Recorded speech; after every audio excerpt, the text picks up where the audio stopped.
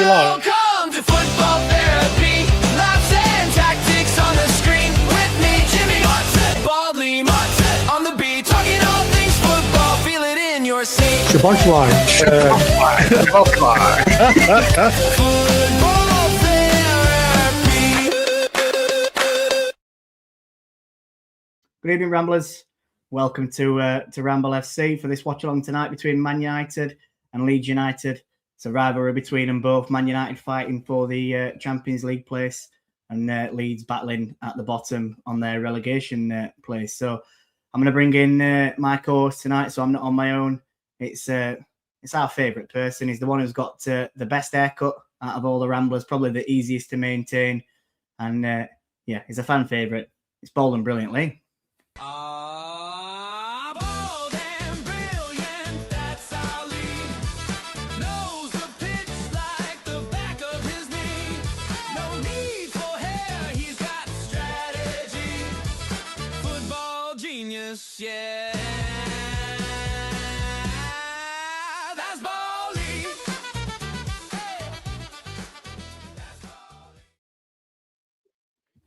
Lee, how are you doing, Hey, pal? mate. Yeah, good, pal. Thank you very much. You well? Yes, I'm very well. Thank you. Have you had a good day with Jim today? Yeah, interesting. Yeah, very interesting. Really enjoyed it. Right. Well, let's crack on with teams because there's going to be a bit to get through, obviously. No problem. I know you've got background, so you can put up what is happening. I'll go through Man United's team, seeing as they're the home team tonight. So looks like they're playing a 4-2-3-1. They've got Senny Lamens in goal, Mazraoui at right back, Luke Shaw at left back, Lenny Yoro and Lisandro Martinez are the two centre halves. Casemiro and Manuel Ugarte are the centre defensive midfielders. They've got Amad Diallo and Cunha on the right hand side and left hand side. Bruno Fernandes in the 10, and then Benjamin Sesko up top. So yeah, what do you make to that team, Lee? Well, I don't think they've got much else at the moment because they are struggling with a few injuries. Man United, 2 or 3, but you know, you'd be happy with it. I'm not too sure about Ugarte actually in their side. Kobbie Mainoo's a lot better player in my opinion than Ugarte, even though he's an international footballer. But you look at that and it's full of talent, the team. I've not seen enough of Mazraoui to know much about him, to be honest. But that Lamens, the keeper, looks like a really good player, and they've done well to get him in because they were really struggling in that department at the back, in the goalkeeping department. But they seem to have done really well. But this Jallo lad here who was a loan at Sunderland was superb the other year when he was up there. So be really interesting. Obviously, he's done well this year, cemented a place in the team. So I'm interested to see how he does. You know, a bit shocked that Mbuemo's not playing, to be quite honest, and they've gone with Sesko. But yeah, it's a good side. It's a really good side. Yeah, and obviously Carrick's coming on and he's done a great job with him. I don't think many people thought that he was going to be in the running to get a full-time gig, and he's took over, coming and you know he's got him up to third position, which you never expected that when he first joined. So yeah, it's been a good shrewd appointment from Man United, and probably one where I think, as Gary Neville has been saying, I think he'll get the full-time gig. Yeah, I mean, when you brought him in, it was a bit like you think he's going to be like a placeholder just to tide him over to the end of the season. But the job he's done really, really well. And you'd now be shocked if he wasn't given the job, I think. You know, he's done that well. And, you know, he's obviously done well. He's brought some good staff with him, some knowledgeable staff as well, with the Steve Holland, you know, from Chelsea as well. So plenty of experience. And also a few in there that actually know Man United as a club that Man United really need to do, like Liverpool used to do with the boot room. Man United have always had a few that have come through. Yeah. So really strong side. I'm really impressed with what Carrick's done. And also without being, because me and yourself, we've not got a dog in the fight today. We don't mind. We just want a good game of football. Correct. So it's quite interesting because of Man United, the way they play now. They've gone to a really attacking side instead of how they were under the previous manager, where they were quite counter-attack. And we know that Leeds are a very attacking side, or they definitely were. And they play the best when they do attack, because you look at Bogle, and Bogle's basically a right winger that they're playing, and we know him quite well. So I'm really interested in the game. I think it's set up really well. I do actually fancy Man United just with the recent form, and obviously Leeds are battling. But a game like this one, with the crowds that are into it, and or the Leeds players will know what this is about. I can see it going either way, to be quite honest. Yeah, and it's a derby game as well, isn't it? There's big things. It's not just position in league that these two teams are fighting for. There's bragging rights as well. It's a massive game, and it has been for years. Between the two. I heard you mention earlier about Casemiro. I don't actually know why he's not even on the bench, so I can only assume that there's either illness or injury is the reason why he's not involved in this squad lineup today. But it's definitely set up for a decent game, and I'm hoping it's not the typical boring 0-0 or 1-0 game that you sometimes see in these derbies. I'm hoping we get quite a few goals, 3 or 4 goals in it, and it makes it an interesting game. But we'll move on to Leeds United's squad then. I don't know if you want to run through their team. Yeah, kind of, mate. So they've got Carl Darlow in the net, who's turned into a very decent and solid keeper for Leeds after the issues they've had in the previous seasons with Melier, and I can't remember the other guy, but he's done really well for him. They've got Biol, Stroik, and James Justin at the back, which is a bit strange for James Justin because he came in as a fullback, didn't he, from Leicester? He did. But they're playing him as a right centre half now. So they've got Vogel down the right as a wing back with Goodmanson on the other side. Tanaka, who was very impressive last year in the Championship, not played as much as we would have thought he would have done this year, but he's a good player. Ampadu, who we've had at our club years ago and didn't light a fire under us, but he obviously got talent. Also the skipper there, and a guy who can actually play centre half or that holding midfield role. Aronson, a player whose Leeds fans have been up and down on actually in the past, but currently having a run in the team. Okafor, I don't really know much about, but the guy up front we all know pretty well from our past, and a fantastic player on his day. Just struggled with injuries, and I do wish him well going forward. Calvert-Lewin, Dominic. Yeah, I keep saying it on a few Leeds watch-alongs that we've done with a few others that he's been a cracking signing for Leeds. To get the goal return that he has for a free transfer. They took the risk. He were having a few injuries before, and that's why Everton probably let him go. And he thought it was the time to move on from Everton. And say Leeds took that risk, and it's more than enough paid off for him. If they do end up going down, they'll get a return on him.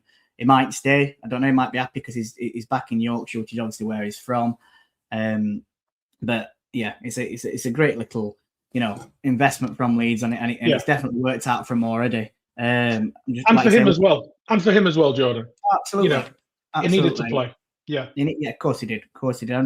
Darlow's obviously been playing for Wales, and I've seen a couple of good performances from him for Wales in the qualifiers that they obviously lost out on to Bosnia, and then I saw a double save that he made against Northern Ireland in the friendlies, which is showing his class that he's got, and he were probably looked at as a number 2, weren't he? And he's coming as their number 1 now, and he's nailing down that spot, so it's decent for him. James Justin, as you did say.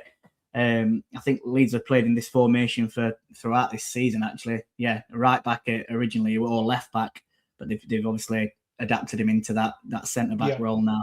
Ethan Ampadu, I never sold on him, but I think he's had a good he's had a good career at Leeds. And it was a lot younger though. It was a lot younger with us, wasn't he? Absolutely. It would. He come from Chelsea, quite a big expectations, big name. And he would, to be honest, I said it about Bogle as well. When you look back, they were playing in a really, really poor team, poor Sheffield United team that were getting exposed week in, week out. So it's easy to pick them out and say that they weren't great then, but neither were the rest of that squad.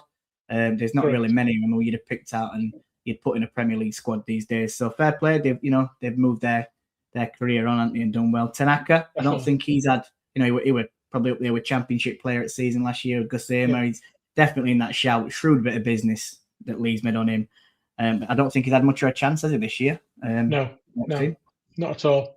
Goodmanson, good player, though. I don't really know much about him, mate, to be fair. Goodmanson, I don't know much about their left side altogether. I know about Stroik, but so I'd have to stand by you on that one, I'm afraid. To be honest, a lot of it's from... I've seen him in a couple of games, and I think he's quite an attacking left back, really good. He can deliver ball in, and he looks okay defensively. But again, a lot of it comes from reading something like Leeds forums, and I think from what I've seen, and if there is Leeds fans and I'm incorrect, then get in comments and tell me. But I'm sure they're quite happy with the signing of Goodmanson, and happy Yeah. to have him out on that left-hand side. But yeah, and then Okafor, I'm a bit similar to you. I don't know too much about him. Aronson we saw in Championship, which I don't think Leeds fans particularly wanted to carry him over into the Premier League, but he's played quite a bit for him, and he must have done all right to nail down that spot. Exactly. Talking again about Dominic Calvert-Lewin, I mean, he's doing so well there. He's put himself back in the frame for England, doesn't he? When with World Cup coming up, and you look at he's scoring goals, and I forgot his name now. The guy at Aston Villa, Watkins. He's dried up a little bit. So you know, you think that he's got a real chance here that he could get in the World Cup squad if he finishes the season strong. Well, like you say, we're getting called up, weren't it, to these friendlies, and I like him. I like him, Calvert-Lewin. He's a big physical presence up top. He's pretty quick as well. He's not the slowest of strikers you've seen, and he's one of them where if you put ball into the box, he's got a great leap on him. He can win the headers. You know, so if you get them corners or you get someone out wide like Bogle or Goodmanson that's whipping ball in when he's making his running, especially if you put him up against Martinez tonight, if you're having a one-on-one header there, there's only one person you're expecting to come out on top on that, aren't you? Yeah, well, he's been injured as well, Martinez. I think they've only rushed him back in because Maguire's injured. Suspended. Maguire's suspended tonight. So maybe they've rushed him back a bit early. But you'd think Dominic's got to be 6'3" maybe, and Martinez is 5'10", 5'9". So you've got to fancy the ball in the box. Yoro being a young kid, you'd think that Calvert-Lewin could probably get around him a little bit, and boss him a little bit. But it's yet to see because Leeds have got to get it that far up the field, haven't they? To be quite honest, how much possession will they actually have? And they will attack. The one thing you can say about Leeds is they won't sit back; they will go at it. So should be a good game. Yeah, I'm interested. Have you got a score prediction that you think? I'm going to upset a lot of Leeds fans, and I'm going to go 3-1 Man United. Ooh. Late on. Yeah, so you think it's going to be tight? It'll be 2-1, and then they might, Leeds are pushing to try and get one back, and Man U catch him. Caught. Yeah, I think I'm going to go 2-1 Man U. So again, apologies to any Leeds fans if you are offended by that that's watching, but I think I agree with Lee. I think it's going to be a tight game, and I do think you'll be involved in it. But I just think that Man U might just come out on top on this one. But we might listen. We could be proved wrong. Our predictions tend to be pretty crap, don't they, Lee? Definitely. But also, you look at recent form as well, and you just think the way Man United have lifted since Carrick come in, you can see him carrying it on, especially at home as well. Yeah, totally agree. Should we get into some comments then before this game starts? We've got 15 minutes to go. I can click on this, Lee. I should be all right, pal. No problem. Just give me a shout. So we've got Deborah. She says, "Evening, BBL and Jord. Big congratulations to Ollie and Martha on becoming parents." Yeah, that's Ollie Arblaster, innit, who's just found out that him and his missus, which is Chris Wilder's daughter, that they're expecting. So yeah, congratulations to them. Definitely. Meldrew, good evening, you two. Fine gentlemen. Hope you're both well. Looking forward to this one. Fancy Man U to sneak this 2-1 or a 1-1 draw for me. Hope you guys enjoyed Saturday's antics. I loved mine. Yeah. So for them, if there is them that don't know, we went out after the Sheffield United game on Saturday, a few of us ramblers, and it's safe to say we all enjoyed it tonight, didn't we, Lee? Yeah, I mean, I left a lot earlier than you guys, so I felt a bit better than some of you in the morning. Yeah. Well, I think I got back in must have been about half one in the evening, half one in the morning. And we'd been to a karaoke bar, and there's been a few videos circulating in Platinum chat. So if you're not in that, got to be a Platinum Rambler. Get on subscription, and you'll see some of these videos. They're quite comical. And this is where Mark says, "P.S. Backstreet's back, all right." So that gives you an inkling into what songs were getting sung. Dawn says, "Good evening, lads. I hope we're in for a good game." Yeah, it's what me and Lee have been saying. We're hoping that we're in for a good game ourselves. Thom, evening, gents. Hope you're both well. Looking forward to watching a drab 0-0 derby game. Lol. Yeah, that's exactly what I was just saying. We're hoping that we're not going to get that typical 0-0 draw that you do. These derby games get built up, don't they? And then it happens where they end up being absolutely terrible watches. And to be honest, for my record recently, I did a England watch along with Dave the Nose, and I think that first one against Uruguay, and Did England? I can't even remember the result now. Did England lose? Or it went 1-1, 1-1, yeah, late on. and it was that penalty last minute, and it was a terrible game. And then me and Jim watched England against Japan, and that was terrible as well. So if this is a terrible game tonight, then I'm 3 for 3 on, rubbish games more recently. I would hope for goals though, John. I've just been looking at the form, and Man United's last 5 home games, they've scored 12, conceded 4, but won all 5 games. So I'd be hoping for. But then you look at Leeds, their away form is they've not won an away game in the last 5, drawn 4, lost 1, 7 scored, 8 against. So there's goals. There's goals. But that says to me that Leeds are pretty solid at picking a point up, and it's one of them. And if you can win, we always say if you can win your own games and draw. I know this is promotion for more for Championship that you say it, but win your own games, draw your away games, you're not going to be far off. Well, if they're picking a point up on road and then manage to get a win in every now and then at home, they'll get themselves safe, won't they? But talking about that, we're looking at this relegation, battle. Tottenham have obviously gone into bottom 3, didn't they, this weekend? Yeah. And then they lost yesterday. How just a quick one, because I know we're on about talking about a Premier League on Football Therapy, doing a who goes down and who stays up. So, but how would you sort of see it at the moment? Do you think Spurs go down, and do you think Leeds stop up? Well, it goes up to Leeds, doesn't it? Because everybody else is going to be pretty safe. But I think not. What I see is Nottingham Forest have got wins in them. Leeds have got wins in them. West Ham have turned a little bit of form, so they've got wins in them. And I don't see Tottenham. I can't see them picking points up the way they're playing. If I were a Tottenham fan, I'd be really worried because, they're 2 points adrift now. There's only 6 games left. They're poor. They've got the worst form in the league. It's. I can't. They've not won a game. They've not won a game since start of year, have they? Since turn year in 2026, they've not won a single game. Yeah, I read that. Yeah. So you fear from the size of that club as well. It's mental, and you look at their wage bill. That is, I think I saw their wage bill is something like £136 million a year. Wow, so it's like Leicester coming down, but on steroids. Correct. It absolutely is. It's. I keep, you were just saying about Tottenham, they're in deep trouble. I've been saying, I think it's as you do. Leicester, I'm going. I think they've got enough to stay up. I think they've got enough to stay up. And now I'm absolutely not sure about that. And then you look at Tottenham as well, and I've been saying, they'll pick a win up here and there. They'll probably end up staying up. And it's that typical sort of look at it where you say they're too good to go down. They're too good. Well, they're not, because they're playing awful as well. They're not.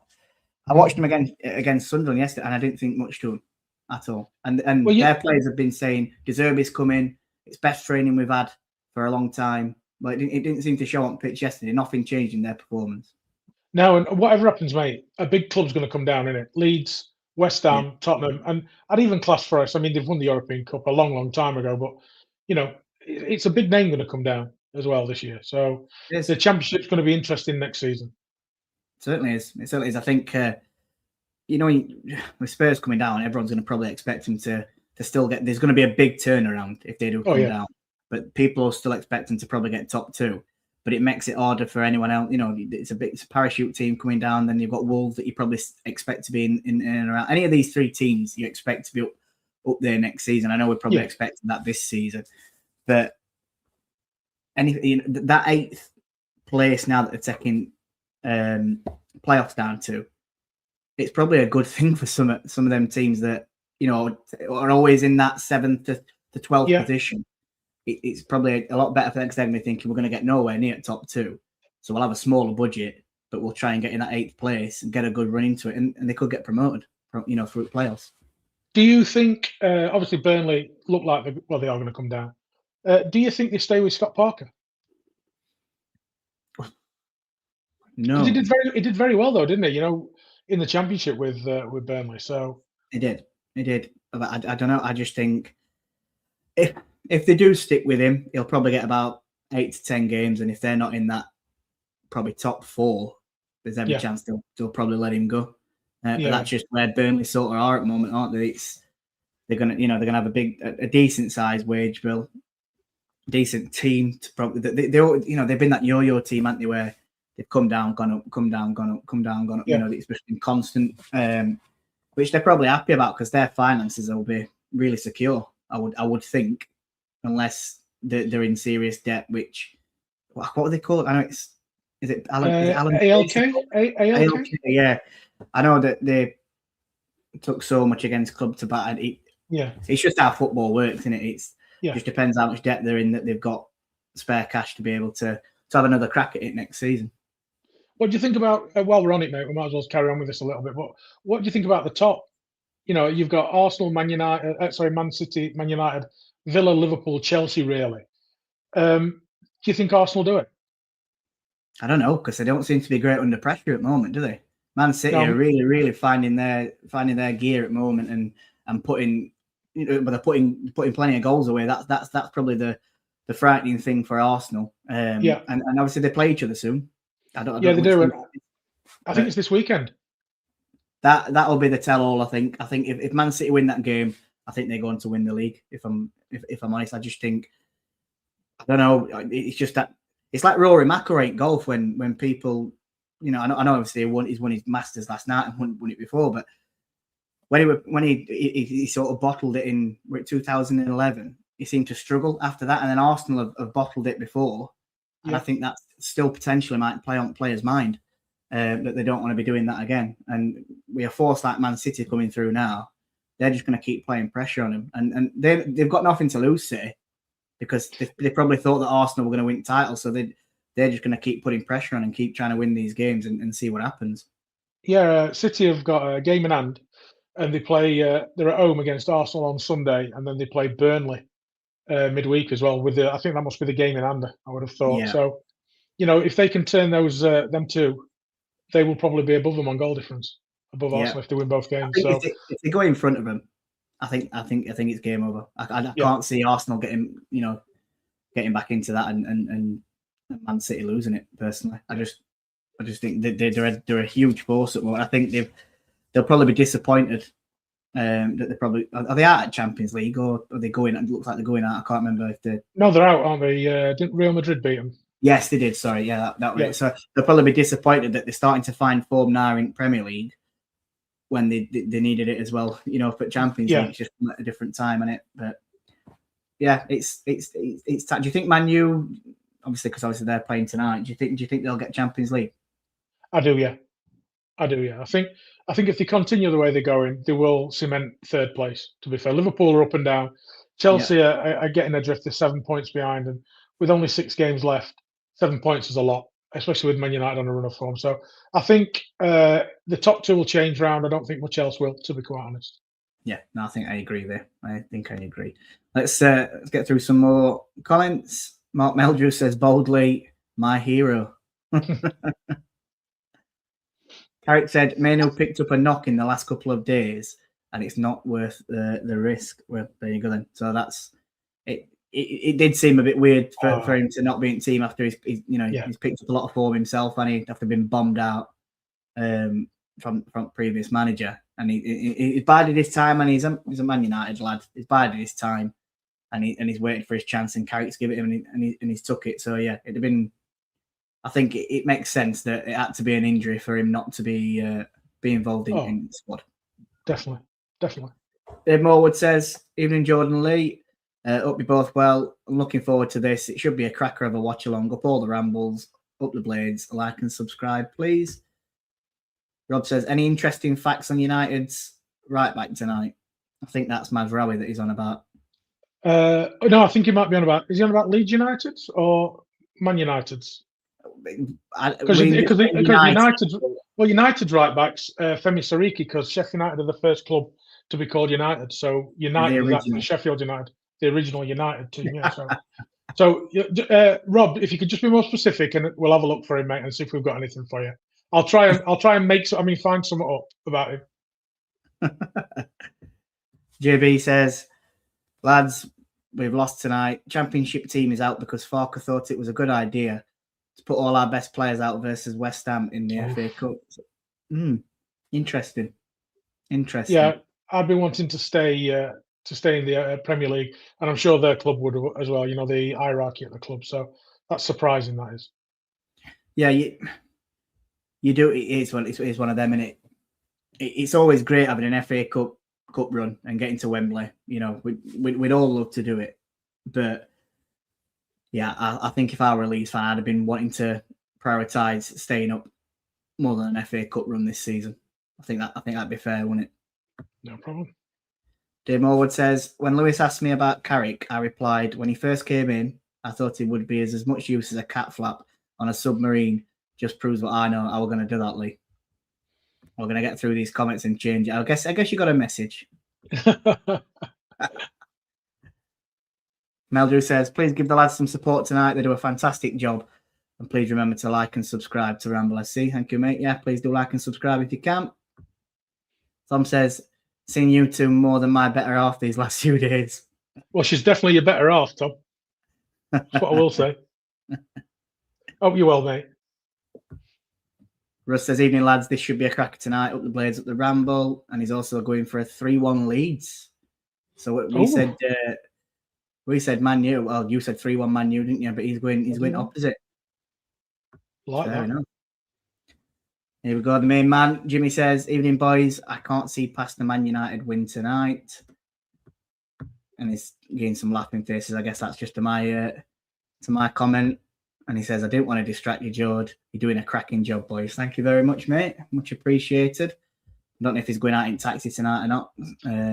Yes, he is. He is. He's just like yeah, so good luck with that, pal. Hopefully have a good night and get plenty of pennies in, pal.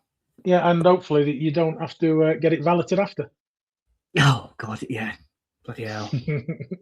I think if it were a weekend, he might be struggling, but with it being a Monday night, I think he'd be all right. He did say, you're in a little world of your own. Thanks, mate. Yeah, rather forget that one. Says, cheers, Lee, lol. I appreciate that, says Tom. Thank you very much, mate. It's okay. Anytime. Oh, my God, here we go. What comments are coming through now? Don't let the sun go down on me, yeah. It's another song. So people are only just joining us. These are songs on about we had a ramble night out on Saturday, and we decided to go in a karaoke booth. Yeah, these songs were all coming through and what we're getting sung. Jimmy says, don't remind me. Wow. Right, teams have come out anyway. Teams have come out. They've done the Premier League anthem. I think they're just waiting for kickoff now. And they're just showing, Agarty, this is his first start under Carrick. Wow. And that must be forced, isn't it, though? Yeah, like you were saying, yeah. Because they're with men who were being injured. He's obviously forcing it. And to be honest, I watched him against he played for Uruguay against England. I didn't think too much to him, if I'm honest. No, I don't think he weren't awful, but he weren't like a standout player in their team like I thought he would have been. Some of their names I recognised and I didn't. I mean, you'd expect him to have stood out a little bit, and I don't really think he did it. Where I forgot his bloody name, Real Madrid player. My mind's gone blank. In centre midfield, Man City, I think. Oh God, can't think of his name, mate. My mind's just gone absolutely blank. But yeah, not Mbappe. It weren't Mbappe, were it? Oh, Valverde. Valverde, that's it. Freddie Valverde. It's Valverde. He was sort of standout player, which you'd have probably expected even more than Agarty, if I'm quite honest. Oh, just Rob, SAFC Rob. If you're on about Mazraoui, born in Netherlands, plays for Morocco, came through the Ajax Youth Academy, won 3 Eredivisie and 2 KNVB Cups with Ajax, signed for Bayern Munich in 2022, won the Bundesliga in his debut season and joined Man United in 2024. There you go. I've heard his dad's a bingo caller as well. What, in Netherlands? Right, they're off anyway, George. They're off. Perfect. We're off. Right, let's get this banner on the go. Save that. Hold on. Oh, what have I bleeding clicked on there? I'll let you just talk through that. Yeah, so Bogle's, they've just gone down the left, Man United. Bogle's just come across and stopped Luke Shaw, who, when he's fit, is probably England's best left back, but unfortunately, he's had too many injuries in his time. Some horrific one, the one that he had in the European Cup that time was horrific for him, where he broke his leg. So that'll be interesting down there tonight because Luke Shaw gets forward well, and he's a good defender as well.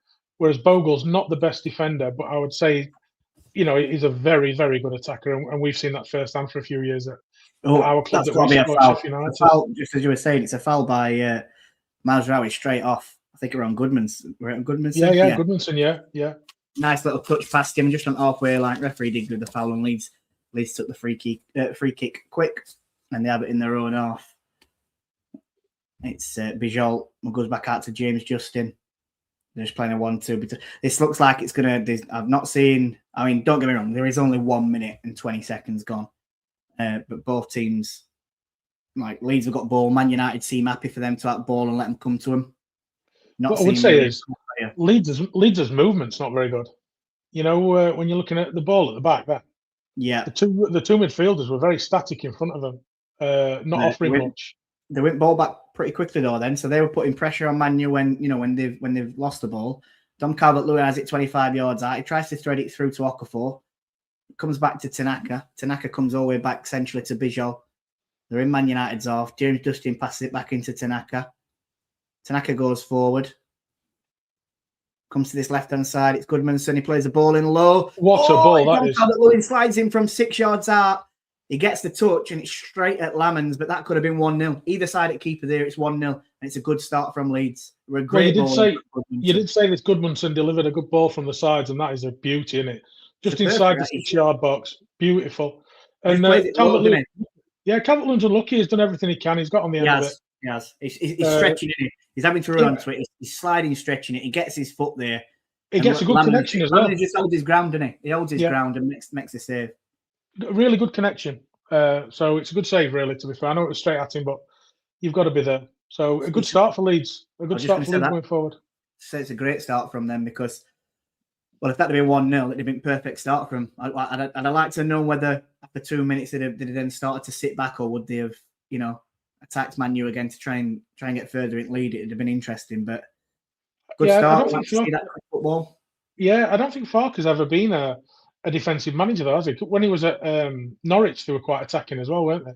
Yeah, so, true. I would have thought he's certain times you've got to, you can't just be flat out like what Bielsa used to do, because he they were just flat out constantly and they'd get caught out at back, wouldn't they? I mean, it's fair play, that way his style of football, but I think you've got to, when you're in Premier League, teams will start to learn how you're playing very quickly and then pick you off. They did it, obviously, if people don't know, we're Sheffield United fans. And we were doing it, they found out how we played our overlapping centre-backs after that first season. Team might have struggled to deal with, and we did well. But then as soon as they found out how to play it, we were stumped, weren't we?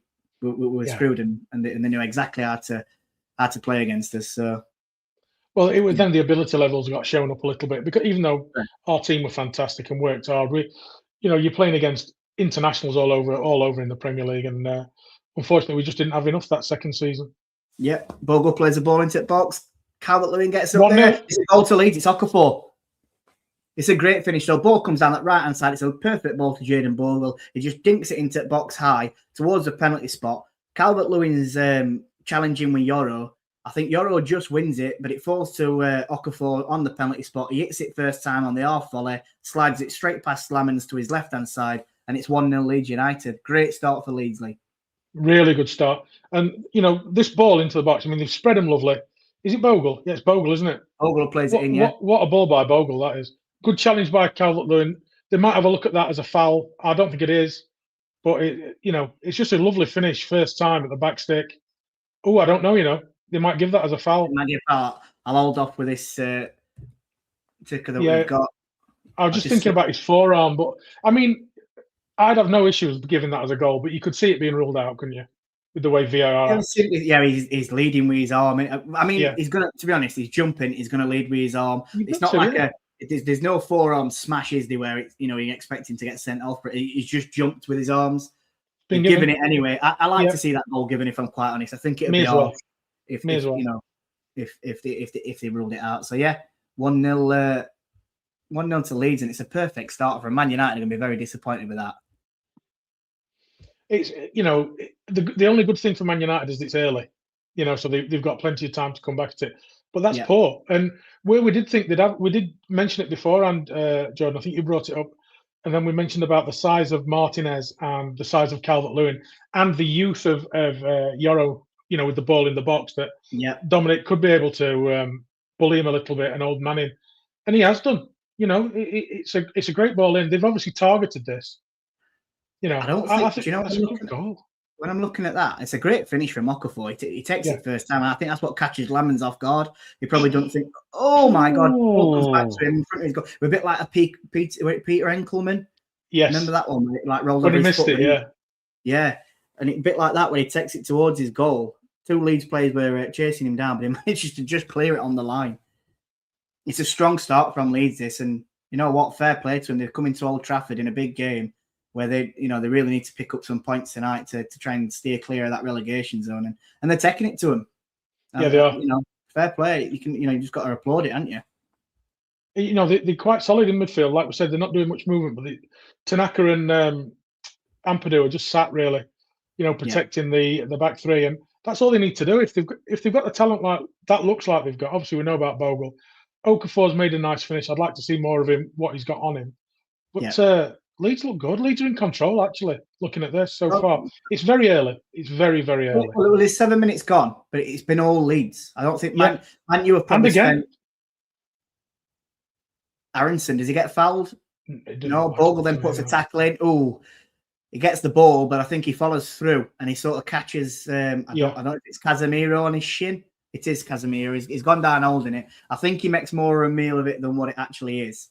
I'd be interested to see whether VAR do look at that. I think it's just let's have a look. Showing you Aronson. No, it were a good tackle from Martinez. Oh, yes.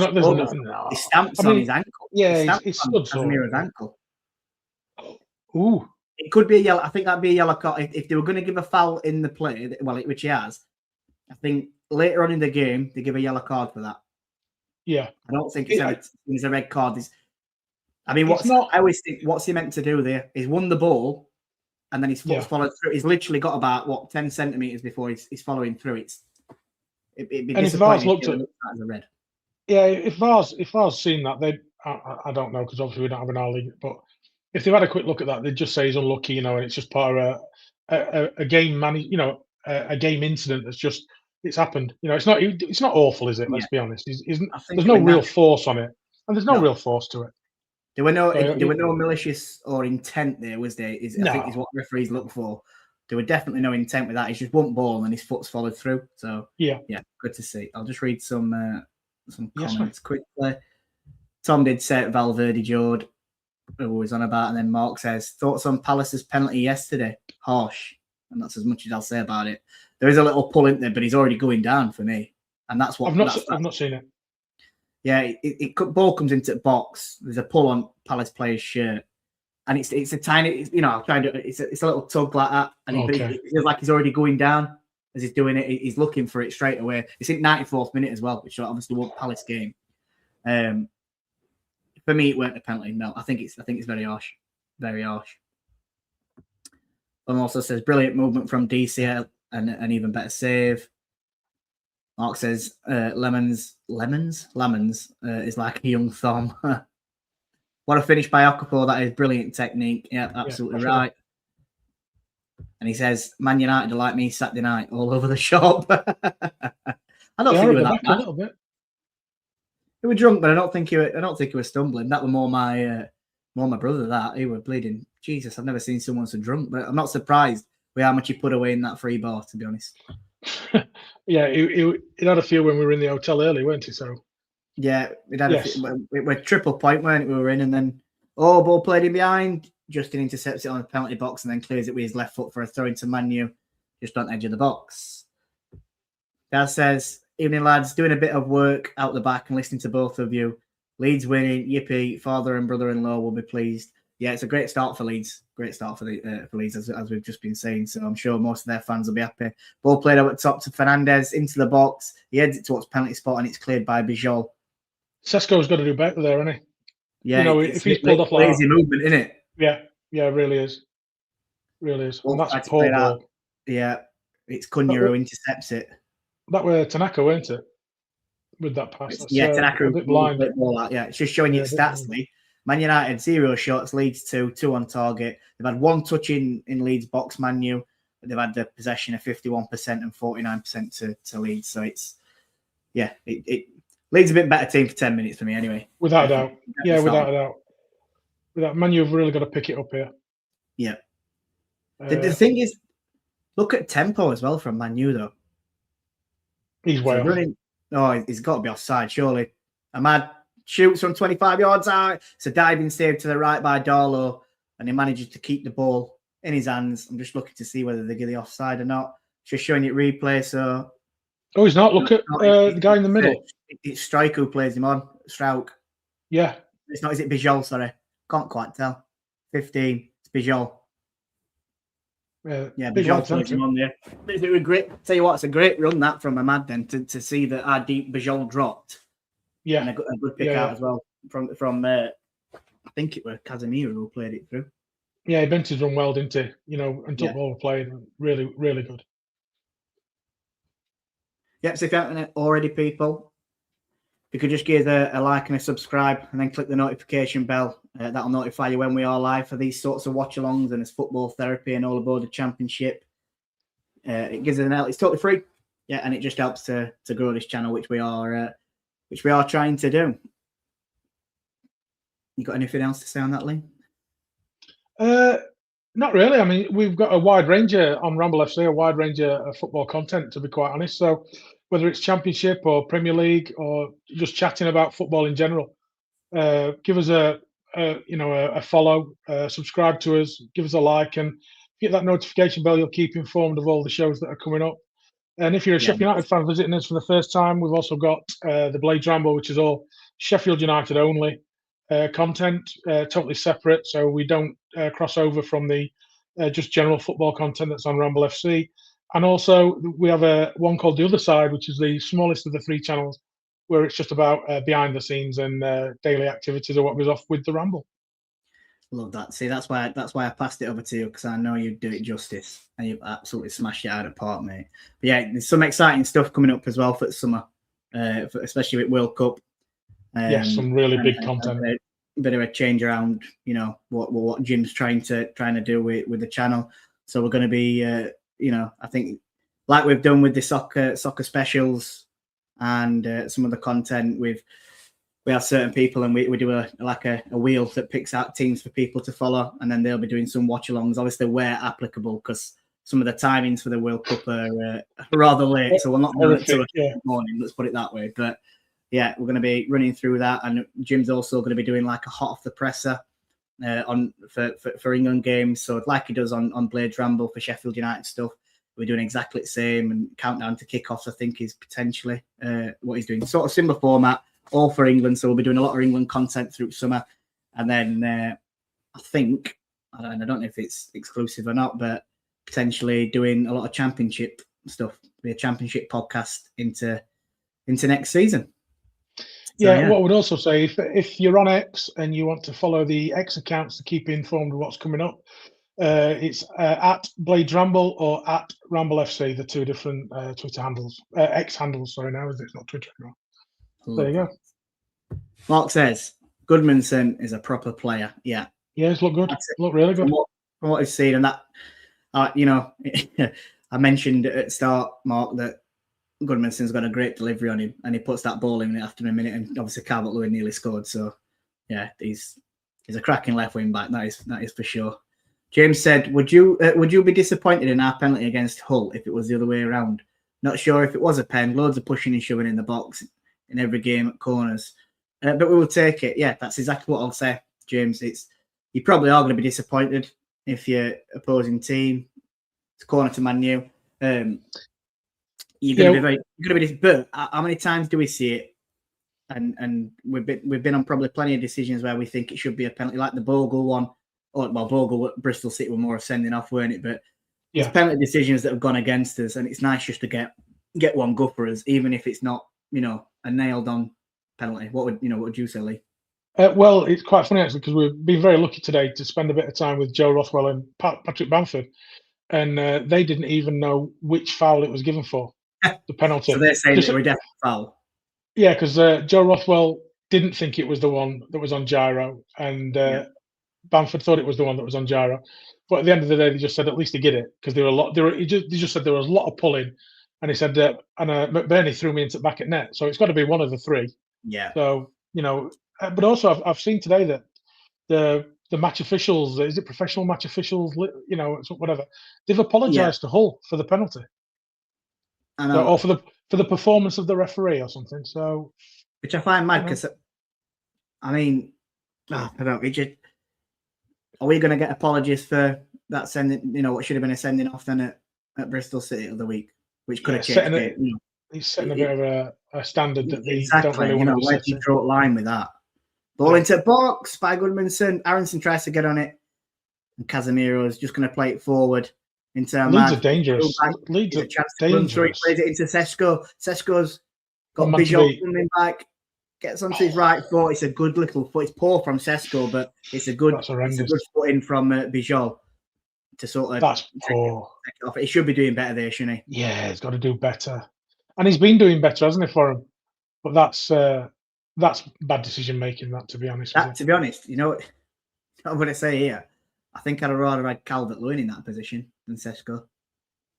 Yeah. I think he'd have hit it earlier. He just seemed to dally with it a bit too much. Wanted to put it on his right foot. It was obvious, weren't it? Yeah, and the Leeds defender's done really well, to be honest. Yeah, he gets back because it were looking like they were going to get caught out on counter attack, didn't it? But he's coming into his right. He's gone down, and it is a dive. Definitely, I thought it was a dive when it was first hit, and the referee spotted it, and rightly so. He's given him a yellow card for simulation. It's good refereeing. Is it Paul Tierney that was refereeing? I think so. Yeah, I'd have to have a look to make sure. What I would say about the Sesko chance, Mbeumo shoots, and Mbeumo gets a better shot. Yes, I think he's quicker as well and does better with ball at his feet there. Oh, definitely. Yeah. Well, you could play Mbeumo out wide. You wouldn't play Sesko anywhere else, would you? Yeah, I agree. Look at these comments. We've got Thom. It says, Man United are reminding me of Sheffield. Expect them to come out of traps quickly, but then I won down after 5 minutes. Yes. We're not normally that. Well, it was at weekend, wasn't it? But it's normally takes a bit longer. We're normally we're going to Sheffield United. I don't really want to talk about them on this stream because we're talking about Man United and Leeds, but we've gone from a team that concedes late to a team that's scoring late. So hopefully that carries on. True. Be nice back to the Premier League. Yeah, back to the Premier League. Correct. It says, Lou says, evening fellas, not seeing you two in a few hours. remember to leave a like, everyone. 31 watching and 18 likes currently. Yeah, please, if you can, leave us a like. And please do like and subscribe, as we have said. Yeah, it really helps the channel if you could. Here comes the mad. Gets into the box, goes to his left foot, he shoots across goal, doesn't take a deflection, it doesn't, it goes wide, and it's a Leeds United goal kick. Dangerous little player, isn't he, Ahmad?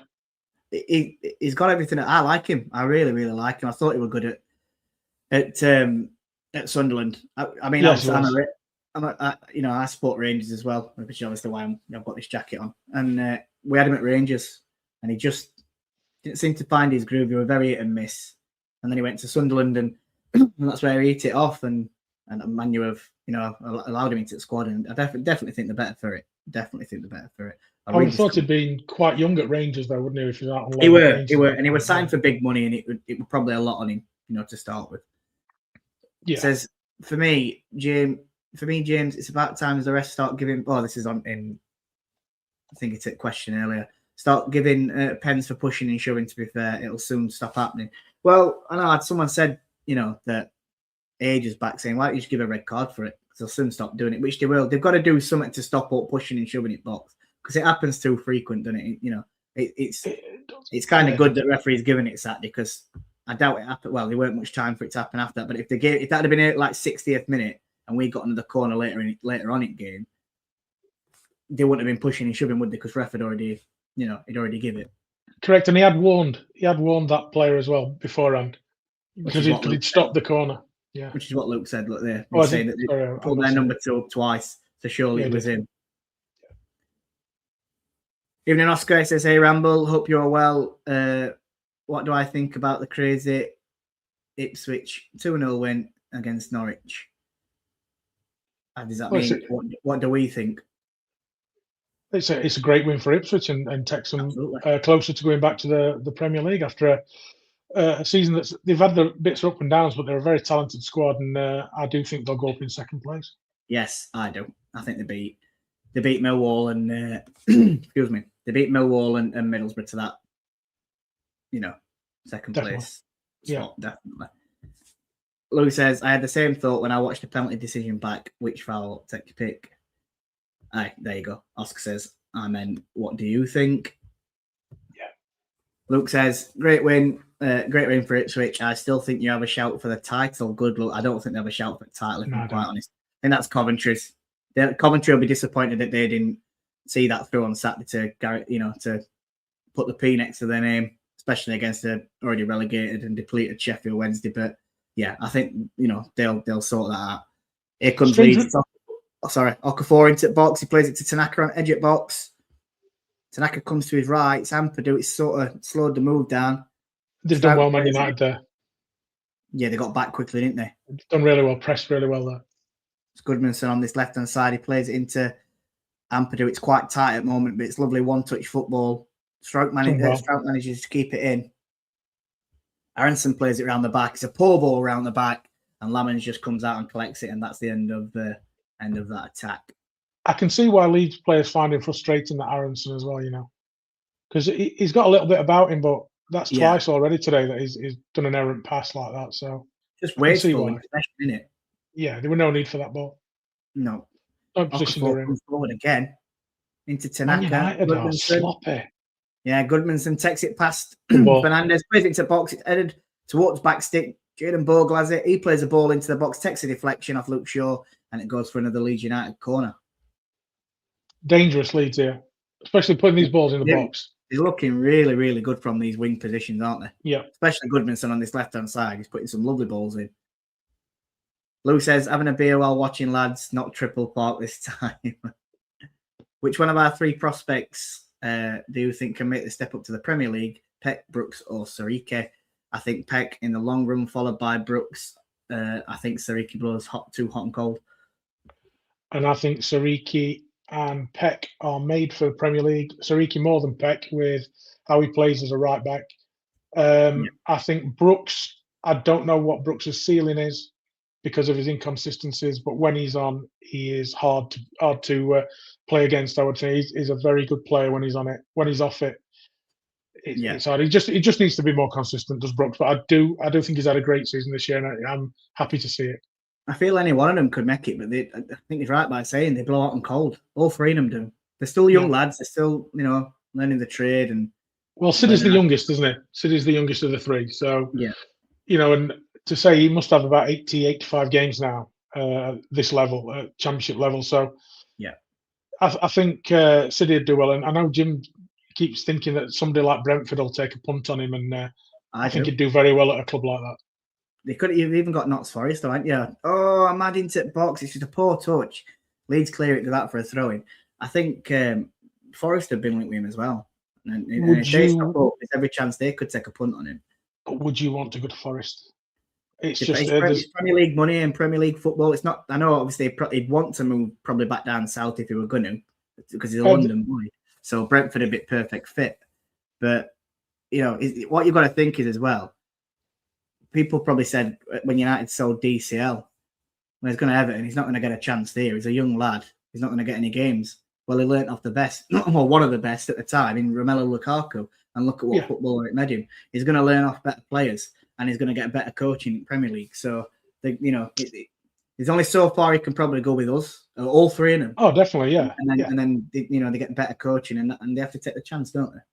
I just think the reason I say Notts Forest, I'm not trying to be disrespectful to them. It's just that how much and how many times a season that club's in turmoil because of their owner.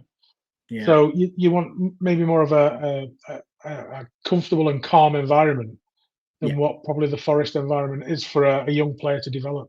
And Brentford seem to do very well at developing players and selling them on. So you'd think he could probably have a better.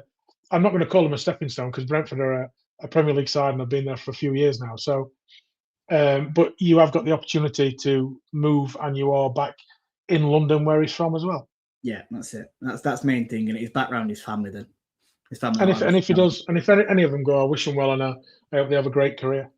Really do. Absolutely, I agree.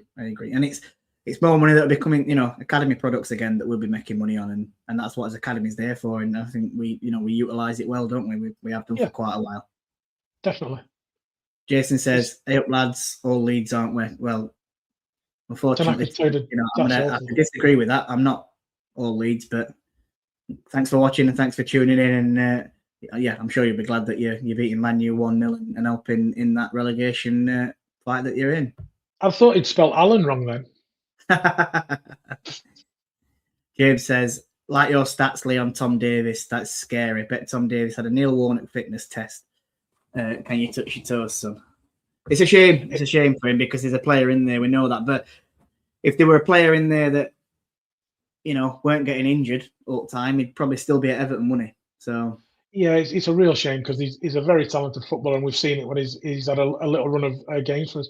But unfortunately, his body's let him down too much, and it's a real shame. And I do feel for him because we had a little chat with him today. Again, we've been very lucky to do it, and he, he's disappointed that he's not been able to help us more. It's a real shame. Yeah, no footballer wants to be sat on sidelines. They all want to be playing, and I know we can say they're sat there taking the money, but yeah, none of them. They want, lovely ball. Jaden Bogle into the box on the right hand side, flashes it across. Calvert-Lewin does a back heel flick. It deflects off Martinez. Man United are trying to clear the lines. They can't. It's a foul in the box though on Lenny Yoro. I don't know what he's give it for. I didn't see. I'm just going to show you replay. But again, Leeds are having a lot of joy down Man United's. Leeds is left, Man United's right hand side. Mazraoui is really, really struggling with Okafor and Goodmanson, and then Bogle's getting a lot of space as well on that right. It seems like both wingers are really overloading down the left and right, and Man United just aren't dealing with it, are they?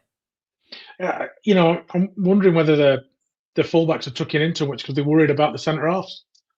And giving too much space out wide. But I mean, look where Yoro is there. Yeah, he's had to pull out. He's had to do Mazraoui's job there, and he's actually done it well because here come Man United. It's a foul. Oh, it's not a foul on Fernandes. No. Fernandes goes down holding his ankle. Goodmanson thought it was a free kick himself because he stopped, realised ref hadn't blowing his whistle and had to carry on. Fernandes has stayed down, but it's not an head injury, so Leeds are doing the right thing by playing on. It's come to this right-hand side. It's James Justin. Plays the ball to the back stick towards Calvert-Lewin. Yoro gets his foot there. Oh, what is Martinez doing? He should have just cleared his lines. Brendan Harrison has a shot. It's a good block from Agate. Still Leeds come with it. Ball chipped over to the back stick. It's headed clear by Luke Shaw. It's now headed back in. Well, it's like head tennis, this. It's still on edge at box. Okafor has a shot. Oh, my God. What a goal. 2-0. Okafor, it's 2-0. Rate it. Like head tennis that. Towards edge at box. It was getting headed out to the edge, headed back in, and then it gets headed clear. And Okafor takes one step back. He hits it on his right foot. It does take a slight deflection, I think, off Martinez, which takes it further away to Lamans as he's diving to his left-hand side. But it nestles in corner, and it's 2-0 to Leeds. Yeah. Man United are causing their own issues. It's thoroughly deserved for me as well. They've been the better team, and they're really taking it to Man U, and Man United have been really, really poor. I mean, what are they doing here? You don't play that ball on the, to the edge of your box. It started from Martinez, didn't it? Yeah. Martinez with a, you just clear your lines. I don't know what he's trying to do. If I'm quite honest, but Man, you players stopped then. They're looking for an offside and they've stopped in the middle. Watch Martinez. Oh, it's brilliant, mate. Watch Martinez here when it comes back in. So he goes up, heads it, and then he stops looking for an offside. Yeah, he does. He looks to his left, and it's Yoro who deflects off. It takes quite a big deflection, to be honest. But fair play to Okafor. The technique on that, just a step, because he's sort of grounded. He just takes one step back, watches it down, volleys it nice and low. It's a big deflection off Yoro. But Laman's got no chance. Went on target, and it's his goal. Well, I never saw this coming. Never saw this coming. No, I didn't. And fair play to him, Leeds. Better side. Sometimes league position can blind you, sort of what you're seeing. And Man United have been playing well, or certainly better under Michael Carrick, but Leeds have absolutely nailed these tactics down to a T in this first half. Definitely. Been brilliant. I can't remember it were a Leeds fan earlier that did say this is their second string team as well, as Farke played the big guns in the cup game against West Ham. And this is their second string team, so he expected to get battered. I'd like to see, if you're still watching, put your opinion in now, because it's worked out for you. Definitely. Well, this is like the team that they played in the Championship that just go forward. just keep going forward. They were outstanding last season, Leeds. I Yeah, feel a they bit were dirty brilliant, saying. I feel a bit dirty saying that actually. Yeah, they were fantastic. They were. I've just been looking. This is Man United's first game since the 20th of March. Yeah, I think before we come live, I was watching it. 20 is it 24 days or something? Or Wow, it'll be something like that. Yeah. no, I'm sure that's what they said. That was just a random sort of figure that I remember hearing. I'm sure it was 24 days since they last played, and they were. I can't remember who they were interviewing. I don't know if it might have been Gary Neville, and he said, "Yeah, he were looking forward to this one. It's like they've had a nice break. They should be rested and recuperating." Looks like back four is still on it. Leeds played at weekend, and was it weekend or was it? When was it? Not previous weekend, weren't it, against West Ham? So if it were anything, you'd expect them to have more tired legs than Man U, and it's opposite way around. Yeah, we're out fifth. But I mean, you've got Mazraoui playing right back, and they've got Dallo on the bench, who you'd have thought they'd have played him because he's got more games in the Premier League. This could be anything. From Calvert-Lewin. It's all Leeds. Calvert-Lewin flashes the ball across box again on 6-yard box. It's cleared by Mazraoui. Only onto the right-hand side, and Leeds get a free kick. Leeds are absolutely all over Man United here, and by far the better team. If you saw this, not knowing, I was just about to. You're going to say exactly what I was going to say there. You'd think it's Leeds that are in third position, wouldn't you? And Man U exactly pointing it out at bottom. So yeah, exactly what I was going to say. Massive credit to Leeds here. To be honest, Man U look absolutely all over the shop at back. Yeah, they do. Yeah, they do. They look rudderless actually in the throughout the team. There's no organisation, is there? There doesn't seem to be a leader that's trying to get them, back into this game. It's just Leeds, and Leeds are taking advantage of it. Free kick comes into the box towards back stick. He set it down by Strauch, and it's cleared. First ball again, though, Jordan. They've won first ball again. Yeah. Bogle now drops one back into the box. Bijol heads it towards the penalty spot. It deflects off Martinez, and it just comes towards Lamans down the centre of the goal, and he picks it up and plays it out quickly. And Luke Shaw has it on this left. Oh, my God. Casemiro nearly plays a terrible ball into Martinez. Just gets away with it back to the keeper, and away comes Jord. I was hearing about how it's so passive. It's poor. I think Man United need half-time whistle here. Yeah, they do, and they need to get in, don't they, and get sorted out. But I was hearing about how Casemiro's picked up his form under Carrick. Well, he looks like the old Casemiro today because he's been poor. And this lad Agate, is that the first time he's touched the ball? I think he's had one or two touches. Leeds have been superb. He's not involved, is he? And it's a lot of it is from Leeds press. I mean, look at this; it's superb. Really, that's what I was saying from the start. Oh, lovely ball to back stick. It's just too far for Cunha. We're a ball by Bruno Fernandes, or Fernandes, as they say. I'm calling him Fernandes, but it's Fernandes. And it was just too far for Cunha, and it goes out for a Leeds goal kick. Yeah, I'm not getting involved in pronunciations of funny names, mate. I still don't live down that Liverpool number 8. What's his name again? I forgot. Dominic. So no, it's a second name. You can say it on the beginning. Lou says, my daughter just walked past my phone and shouted, boldly. Yeah, big fan. We had a photo on Saturday, so for his, I think it was a photo. It might have been a video. I can't remember now. For his kids with Lou and his lovely wife. Are you getting paid to do these videos? Righto. Ramble royalty now. I don't know. Jason says, Spurs to get relegated. What are your thoughts? Yeah, we said it at the start of the video, Jason. We think they're in trouble, don't we, Lee? Yeah. Man United are just going forward here, mate. So I'll just let you get through this. It's just come out for a corner. I can see him going down. I haven't checked the run-ins, which I will do before half time, but I would say I fear for him, but I don't really care for him. So if they go, they go. But yeah, and if after the end of the season, if they're third from bottom, second from bottom, they deserve to go down. Don't matter how big a club you are. They've had a lot of injuries, haven't they, this season? But you'd still think got big squads. Got big squads. They have, and I think they should be able to cope with it, and they really haven't. It's poor front players. It's same with like Leicester in Championship. Yep. Big squad. Well, Leicester, it's not a massive squad then, but a shot from about 30 yards out from Cunha. He thinks it takes a deflection. I think Darlow gets a tip on that.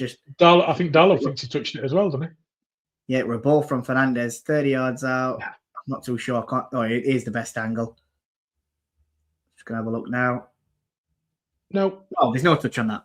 Nothing. Correct decision from the referee. It's a goal kick to Leeds. But yeah, they should have enough in their teams, and the players are getting paid big wages as well. And it's not good enough, is it? It's as simple as that. I'd be fuming if that were our team and our players were doing that.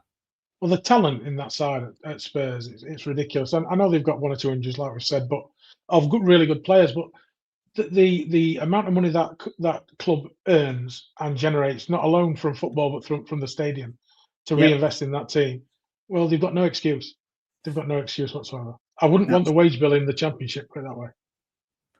They obviously they'll. Well, I'm saying they're going to get better revenue.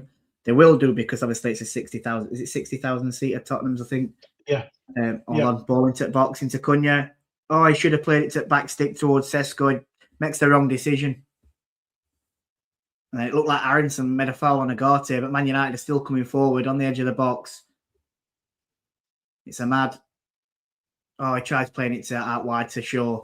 Cunha gets a touch on it, and it goes a throw-in for Leeds. Of all the Man United players, though, Ahmad looked the most likely, to create something so far. He's trying, isn't he? He's trying his best. Yeah, he is, yeah. It's just the rest of them aren't following him. Just looking at Tottenham's running, they've got Brighton at home, who are playing well at the moment. Wolves away, who you think they've got a chance of. Villa away.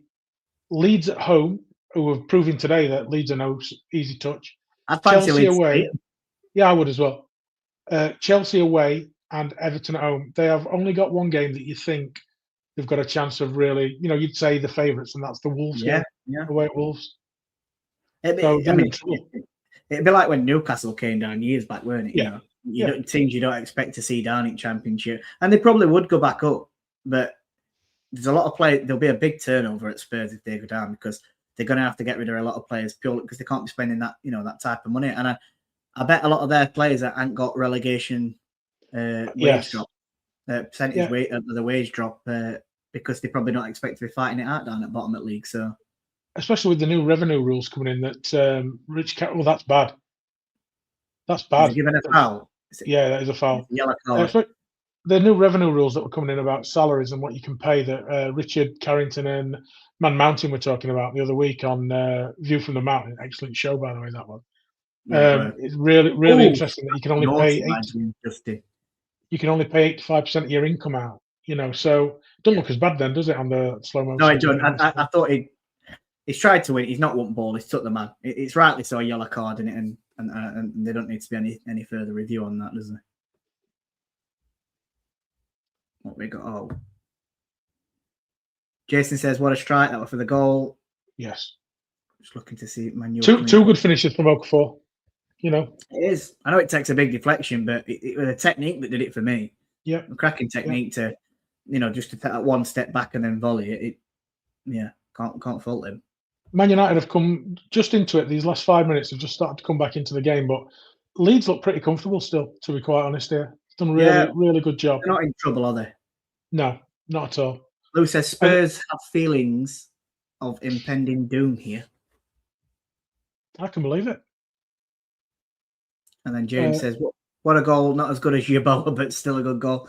Yeah, it definitely weren't as good as Yeboah's goal, but Leeds are through here again, or the Bogle's in a good position, I would say, not through, but that's it's unlucky. Just twice for Calvert-Lewin, isn't it? Unlucky. They seem to, Have they just sat to play on the break now? Do you think, just for the last 5 or 10 minutes? But because Man United have had a bit more of the ball. Well, they don't need to. I mean, unless they want a seat game off, but they don't need to be pushing forward as much really and trying to go for it. They've got themselves into a good position. This is what I was saying earlier about under Bielsa. You've got to be, they just constantly went for it, but you've got to be sensible, aren't you? I don't think they feel under any threat, if you know what I mean. At the moment, Man U aren't causing much threat to them. Would you say that if Leeds win this, they'll be on 36? You'd probably say that makes them safe, wouldn't you? Do you think they're going to get 40 this year? Do you think it'll be a bit more, 38, 40? What are Tottenham on? 30. So Tottenham, I always look at 40-point mark, don't I? But yeah, I can't see Tottenham getting 10 points out of them last games. So me neither. Me neither. I think if Be Leeds tough win for 'em. tonight, I think 2 more points would definitely do it for them. Yeah, I do as well. Where I'd be looking at. Have a look at Leeds running. See what they've got after this game today. So Leeds have got Wolves at home, Bournemouth Yeah. away, which is a tough game, but you'd fancy them against Wolves. Then they've got an FA Cup game, which doesn't matter. Then they've got Burnley at home. They've got Tottenham away, Brighton at home, and West Ham away. You'd fancy them in three of those at least. Yeah. To be quite Yeah. honest. Well, James is just saying here, Leeds go to West Ham on the last day, so that it could be a big game depending on what's been going off in games previous. Or they could both be up. They could both be safe. They could both be exactly. Well, we are Spurs are playing, and Wolves, West Ham are picking points up. Leeds look like they're picking some points up. Yeah, it could be done and dusted. It'd be Forest that he then potentially looking at that might get dragged further to it. And it could be Forest and Spurs that are battling it out. It's poor from man. Every time they get balled, it's cheaply getting it away. It's a good tackle from Luke Shaw just on halfway line. He plays a ball over the top, diagonal pass towards Diallo. He plays it down to Fernandez. He gives it back to Diallo. He touches it onto his left foot. Comes into Momentum's gone. The momentum of the move stopped, hasn't it? Yeah, absolutely. Agate has it. He plays it into Fernandez now. Goodmanson gets a block on it, and it goes out for a Man United throw-in. Dave Morwood says, I know at my age, I get confused, but are Man United playing Real Madrid? That's Dave saying that Leeds are playing in white and look like Real Madrid tonight. No, I think he's just saying it because they play in white. They definitely don't look like Real Madrid. I don't know. Real Madrid haven't been anything special this season. Barcelona have absolutely, ran away with it top of division in Spanish. I thought it were quite close. I looked the other day and I'm sure we're either 9 or 11 points, something along them lines. That differences. Ball goes into box by Fernandez. It's headed over the bar by Jayden Bogle. It's a corner to Man United. What a good ball that is, by the way, into the box. It's 9 points. It's 9 points, Jordan. So you're right, mate. It's a big in you. James says, I've done that one. Leeds got a thing on the last day, and Leeds have 2 home games against Wolves and Burnley. Yeah, you want to be picking points up there, don't you? Yeah. Definitely. And you want 6 points from that, really. And then 100%. You're safe as houses then. I think if you get 4 points from that, you're safe anyway. Corner comes in, it's punch clear by Diallo into Mazraoui. He gets the ball back 35 yards out, has a shot, high and over the bar, miles wide. And it's going to be a goal kick to Leeds. It's a minute left plus injury time. And then I'm very much not a Man United manager or anything like that, but he'd be coming off at half time. Diego Dallo would be on. Mazraoui would be off that pitch. I'm really surprised that he's dropped Dallo for Mazraoui, if I'm honest. Who else have they got on the bench? They've got the keeper Bayinda, Dallo, Fletcher. So that's Darren Fletcher's kid, isn't it? Yeah. Heaven, the kid they signed from Arsenal, the centre half. Oh, they're playing it around the back again. Great pressure. Tanaka takes it round the keeper. Wow. And the defense. Oh my God! It should have been 3-0. I think Tanaka's. Is it Tanaka? Yeah, it was Tanaka. He's going to be very disappointed. But again, Man United playing the ball around the back. It's an high press from Leeds.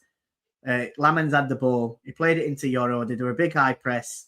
Okafor sort of near enough gets the challenge in. It's played out to Tanaka. He takes it round Lamans, and Martinez comes sliding in on the line to just get a block in. I think Tanaka just takes an heavy touch on that left foot, doesn't he? That takes it away from him. Otherwise, it's 3-0 in game over that. Yeah, fair play to Martinez there. He's done really well to cover that. But that's poor. It's poor from Yoro, and it's poor from Casemiro, just getting bullied out there by Tanaka.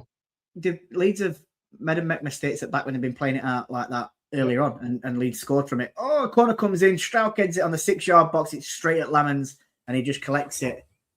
Could have been another goal there, another chance for Leeds from the corner, but they're bullying.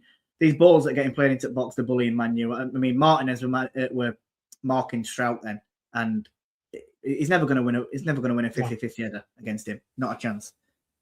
But you've got to say that Farke has got this absolutely perfect, doesn't he? 100%. His tactics. 100%. And you know what? They're defending really well, Leeds, as well. When Man United do come forward, which is very, very rare, the organisation from that back line of Leeds is absolutely top notch. Have you noticed how they drop into a 4? Bogle stays a bit higher, but Right. Goodmanson drops back and they drop into like a 4. Well, it'd be Clever. a 5, wouldn't it? Because they've got 3 at back anyway. So But, they'll be defending as a 5, won't they? Well, Bogle Both. stays a little bit higher, just a little bit Yeah. higher. So it's like a 3 and a 4. You know what I mean? Right, I Across. get you. So that's probably why Justin's there to double bank him, because he's not as good going back, but he's fantastic going forward, Jayden Bogle, isn't he? So Yeah. you've got a bit of cover if you've got a right back there. It's like us with Basham. You had that extra bit of cover there, didn't you, for when we had Bogle there? Yeah. That was one thing I mean, when we saw Bogle at United, his defensive work used to get on my nerves slightly. But like you say, he's great. He's great going forward. I think he's probably his defending has probably got better. I think since being at Leeds, if I'm honest, I don't think he's anywhere near as bad defensively as what he were. We just remember that spell at us, don't we, from how he were defensively. Well, you know, he'll evolve as a player, won't he, as you go up the leagues as well. He's only a young lad. Well, yeah, he'll only be 24, 25, won't he? Something like that, maybe 26. It's got a long half time, and the Leeds players, you know, walked over to each other, giving each other high five. They know they've just.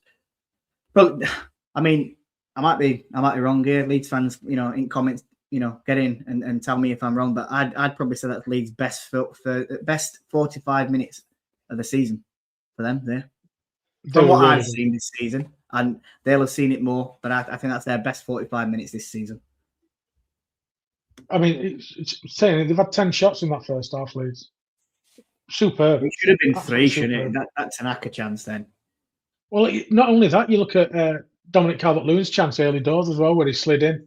You know, they've had some good chances. The header at the end there by Struijk. Three's been kind. You know, it could have been it could be a lot more. And Man United have not really done anything, have they? They've been by far better team. I can't remember any clear-cut chances for Man U. No, just that shot from Jallo when he cut in. That was about it, wasn't it? Yeah, and that weren't even clear-cut, were it? You know, there were still plenty of defenders around him trying to make that block, which obviously is why he fired it wide. That Sesko one where he had a chance to go one-on-one with keeper and Bijol got back, and it was good defending, but poor from Sesko. Cunha had that shot, didn't he, from 25, 30 yards, but it went over the bar. There's not much more I think I remember from that Man United attacking wise first off, and I think Carrick will be glad. He'll definitely be glad to be in 2-0 because it should, like we said, it should be more. And I think he's going to get, I'd expect him to give him a rocket up their arse if I'm quite honest. Definitely. But you look at what. Sorry, mate. I was going to go through what was on the bench, and they've got. There's that Xerxes that's not really ripped anything up. Mason Mount has been struggling. Brian Mbuemo, who's a very good player, and you'd bring on Malacia, the left back, who's injury prone. Shea Lacey, a kid. Evan, a kid. Fletcher, a kid, and Dallo. So you're looking at that and you're thinking, who's going to change it? Well, there's only probably Mbuemo, Mount maybe, and Dallo to shore up the back. That's all you can do. Everything else is you're taking a punt. Now you're taking a punt, aren't you? And you look at their injury list. Mazraoui off. Oh, he'd be off before he got in the changing room, mate. Yeah, that's nailed on. But he's not. I mean, you're probably not going to take Yoro off for that heaven, are you? Because then it's even less experience, and you've got that. You've got Yoro and Martinez struggling, partner up as it is. Luke Shaw getting overrun by Jayden Bogle, and obviously Mazraoui is getting overrun by Goodmanson. But yeah, I'd definitely be bringing Dallo on. I mean, who would you bring? Who would you bring Mount on for if you're going to? Because I certainly won't be bringing him on for Fernandez because that's where he usually plays. Ugarte. And maybe claim as that centre defensive mid. No, you could do that, or you just play with one holding instead of two. Don't play with two sixes. Just play with 1-6. Yeah, what you got to lose? You're 2-0 down at home. Yeah, no, I agree. Yeah, I get that now. Yeah, looking at it that way, you'd have to. That'd be only change, innit? Either that, or you take Ugarte off, or you take Ugarte off, and you just play with one, or you play Fernandez a bit deep, and you stick two up top. But I can't see Man United going two up top early straight away. No. In the second half, they'll keep the formation or maybe go to a 4-on-4. But historically, Man United have always played good football in a 4-4-2. So you could see that happening as well because they've got wingers in Cunha and Diallo. So, you could see them doing that as well. So we'll have to wait and see. But I think we're definitely not going to see any changes from that Leeds side because, like Why I would said, you? as I said, it's a fantastic first off. They don't need to change anything. They just need to go out and keep doing the same thing. It's up to Man U to try and make them changes now to change his game because they've got to do something because that first half were diabolical. Yeah, Leeds were outstanding. I've got to say, Leeds were really outstanding there. 100%.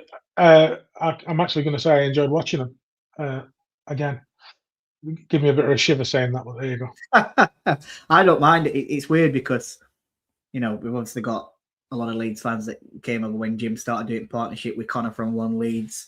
Yeah. And to be honest, most of them are respectful, or if not all of them have been respectful. They have a good laugh. We have a bit of banter. And it seems to have mellowed the rivalry, I think, that especially I had with Leeds. And I personally don't mind watching them that much anymore. I like doing these Leeds watch-alongs because we get people interacting, especially on stream, what we enjoy, and it's easy to get to know their team as well. So yeah, I'm not saying that they're still a rival. I'm not saying that I particularly like them, but I can stomach them a lot more than what I used to be able to. And you've got to admire what they've done. I mean, they were, like we said, they were outstanding last year and by far the best team in that division. And then, this year as well, they've tried to play the same way. And hopefully, it looks like they're going to stay up. And I will say hopefully, because I'd rather Tottenham or Forest or somebody like that came down and Leeds stayed up, because I think they deserve it. Yeah. I'm only wait. I won't want Tottenham to come down because you know that they're going to be a force to the reckonry next season. You want it to be not easy, or it's easier as it possibly can. But Championship's a tough division anyway. Anyone can beat anyone on the day. We've seen that plenty of times this season, and for the last I don't know how many years. You've got teams like Millwall and Hull. You probably didn't expect to see it in top 6 this season, and for money before the start of the season. And they're up there and they're battling, and Middlesbrough up there battling. So, teams that have probably picked out Leicester and Sheffield United to be and Southampton. I know they've come in late, but at the start of the season they weren't. They had a poor start. You'd have expected them to be up there, and they haven't been. So anything can happen, and I think that's what makes it probably better for certain teams next season, that you've got that you can finish in 8th and still have a chance at getting promoted. Exactly. I mean, we did a show on one of our shows on Wednesday at 8 o'clock called Football Therapy, where we talked about who we thought would go up from the Championship, and it was Coventry as winners and Ipswich to go straight up, and then Southampton to actually win the playoffs because going in with the form they had, we talked between ourselves and we all fancied Southampton to win the playoffs. So yeah, we'll have to wait and see. Millwall have been fantastic, by the way. You've got to give a shout for them for this year, for how well they've done, and Alex Neil's done superb. Yeah, I think whether someone like say if Millwall did come up or Hull, they'd probably come straight back down, and that's I'm not being disrespectful to them. I think it's just quality wise that you can bring in, and I think Sunderland, like obviously they came up, they spent big and went for it, but I think they had a better quality team than what Millwall or Hull did. So it's about them trying to get the best that they can for the wages that they can spend, and probably go for it again then with parachute paint. It's just as building as a club for them, innit? I think they'd be happy as a fan base to get up there, get the extra money in and sort themselves out financially. That's what it's like for them clubs. And it'd be the same for us next season, to be quite honest. If we make a playoff push, let's say, and then go up, we're trying to rebuild again now. So we're not at that stage where we've had parachute payments for years and built up an absolutely outstanding team that you give yourself a better chance in Premier League, if you get what I mean. Well, you look at every time we've gone up, really, we apart from the first season where we finished 9th, the few years ago, 2018-19, wasn't it? I think it was. Yeah. We've struggled. It's plain to see we've struggled. And then you look at teams like Burnley that have been going up and down as well. They struggle when they go up. So a team like Millwall, who hasn't been up and had the money that we've been pumped into us and Burnley have had into them, are really going to struggle. Sunderland have done fantastic with what they've done, and they should be applauded. And they've got a good side. They brought leaders in, Sunderland. Yeah, you look at Jack has been a real and that's what you need. You need that for people like him who's experienced it all, and is a natural leader to bring through them young lads that you that you bring in or that's already at the club, as it says. It's just they obviously they'll have had a list, like most teams. They'll have had a list what they wanted if to go into the Premier League, and a list if they'd have stayed down in Championship, and they'd have probably been a force to be reckoned with this season if they'd have not gone up. I think Sunderland have got a big enough fan base; they'd probably have better money coming in, so they can spend a little bit more money. But yeah, fair play to Sunderland. They get a good go. I think what have they spent? They probably spent about 140, 150 million, maybe. I would have thought so. Yeah, I would have thought so. And they spent quite a bit the year before. It's paid off for them. Just have a look at. They've got a lot of pace as well up front. They've really top loaded with pace, and you can teach skill, but you can't teach pace, and it scares defenders. Yeah, 100%. Dawn just says Barcelona are 9 points in front of Real Madrid yet, which we actually did have a look on, but thank you very much. Cooler King's here, and he says, for one night only, come on Leeds, third could still be on for the Villa. Yeah, Cooler King's a big supporter of this channel and always comments on our watch-alongs, so it's good to see you, mate, and he's an Aston Villa fan, so yeah, it's a cracking result for you. If Leeds can hold on to this and turn Man U over, you're getting that higher position that you want in the table, aren't you, in Champions League football again? Well, it's top 5 this year, isn't it? Champions League now. Yeah, I noticed that the other day. It's usually top 4 in it, but it's how it works out with what they call coefficients. Yeah, isn't it? That's it. Yeah. So for me, Villa are going to make it. They're 7 points clear of 6th, so you'd fancy them to stay in it. It's Liverpool you saw in that 5th position where they're that up and down that you don't know if they're going to make it. It's Chelsea chasing them, and they're as up as down on Liverpool, aren't they? And Chelsea have lost the last 3. Lost 4 of the last 5. Do you think that's the point? I don't think they will because it's close to end of season now. But if Chelsea don't get Champions League football, do you think he gets a sack? No, I don't. I think they give him into next year, because where were they when he took over? Because I don't think they were up there then, were they? So I can't remember their position. They were lower down. They were definitely, I'm sure they were lower down. And they did have a little bit of a bump, but is he overcoaching? I don't know. They've got that much talent there. Surely you don't need to overcoach those players. Just tell them, let the lads play. But who knows? I mean, again, because I've got no dog in the fight, I don't really mind who's in the top 5, 6. You just want teams who are going to get into Europe and do a good job for the league, so we keep getting teams in there. Yeah, that's it. Yeah, exactly. I tend to take more notice with Champions, especially like Champions League, when it gets to latter stages, and if there is English clubs still in it, because you obviously, if you get English clubs that are winning it's good for them fighting it in Premier League next season, like you said, with coefficient points and stuff like that. And we want to see as many English teams in it as we can. That's sort of the way I look at it anyway. I'd quite like it if the UEFA brought the rule in as well, that you had to have so many not homegrown maybe enough, but English or UK players in a match day squad, instead of, I know there's a certain number, but actually have them on the pitch at each time, because it has the amount of foreigners that have come into the game, and they have pushed the Premier League to new levels. Don't get me wrong, they are class, but also it can affect your national team with them not playing at that level. And that's what we want, don't we? We all want to see, especially if you're an England fan, we all want to see England win something. And the only way that these players are going to progress and get better is by playing in these bigger games and bigger competitions and being utilised more. You don't want to see them just constantly going out on loan and then getting sold on because they've not fulfilled the potential. You want to see them get involved, and it helps his national team at the end of the day, doesn't it? So yeah, you're exactly right. Cool King also says they've given Rafinha a 6.5-year contract. Yeah, they have. You're probably right. I'm just throwing it out there for to get a bit of talk about it. To be honest, Cooler King, but you can never say never. Is what I'll say with that. It's Chelsea's owner, and it is a bit of a Fruit Loop, if you ask me, and it just wants a bit of success, pumped a lot of money into it, and if he's not getting Champions League football, they might see it as sod it. I'll just sack him and get someone else in. Thinking that he's happy to pay out these big payouts for managers if he feels like they're not getting it right. I wouldn't be surprised that if in his contract there isn't actually a figure to terminate the contract anyway. With it being that so long, but it was part of the ownership group that owned Chelsea also owned Strasbourg, where he was manager of. It's called Blue Coat. That Todd Bowley is part of it, isn't it? And so the move for him to come from Strasbourg to Chelsea, it's like promoting from within of the group. So I think that would have been quite an easy move for him. So there wouldn't have been that much money change hands with it. But if you're not performing, it doesn't matter where you come from. They're going to get rid of you, aren't they? So especially them but big I think they'll teams. keep with them.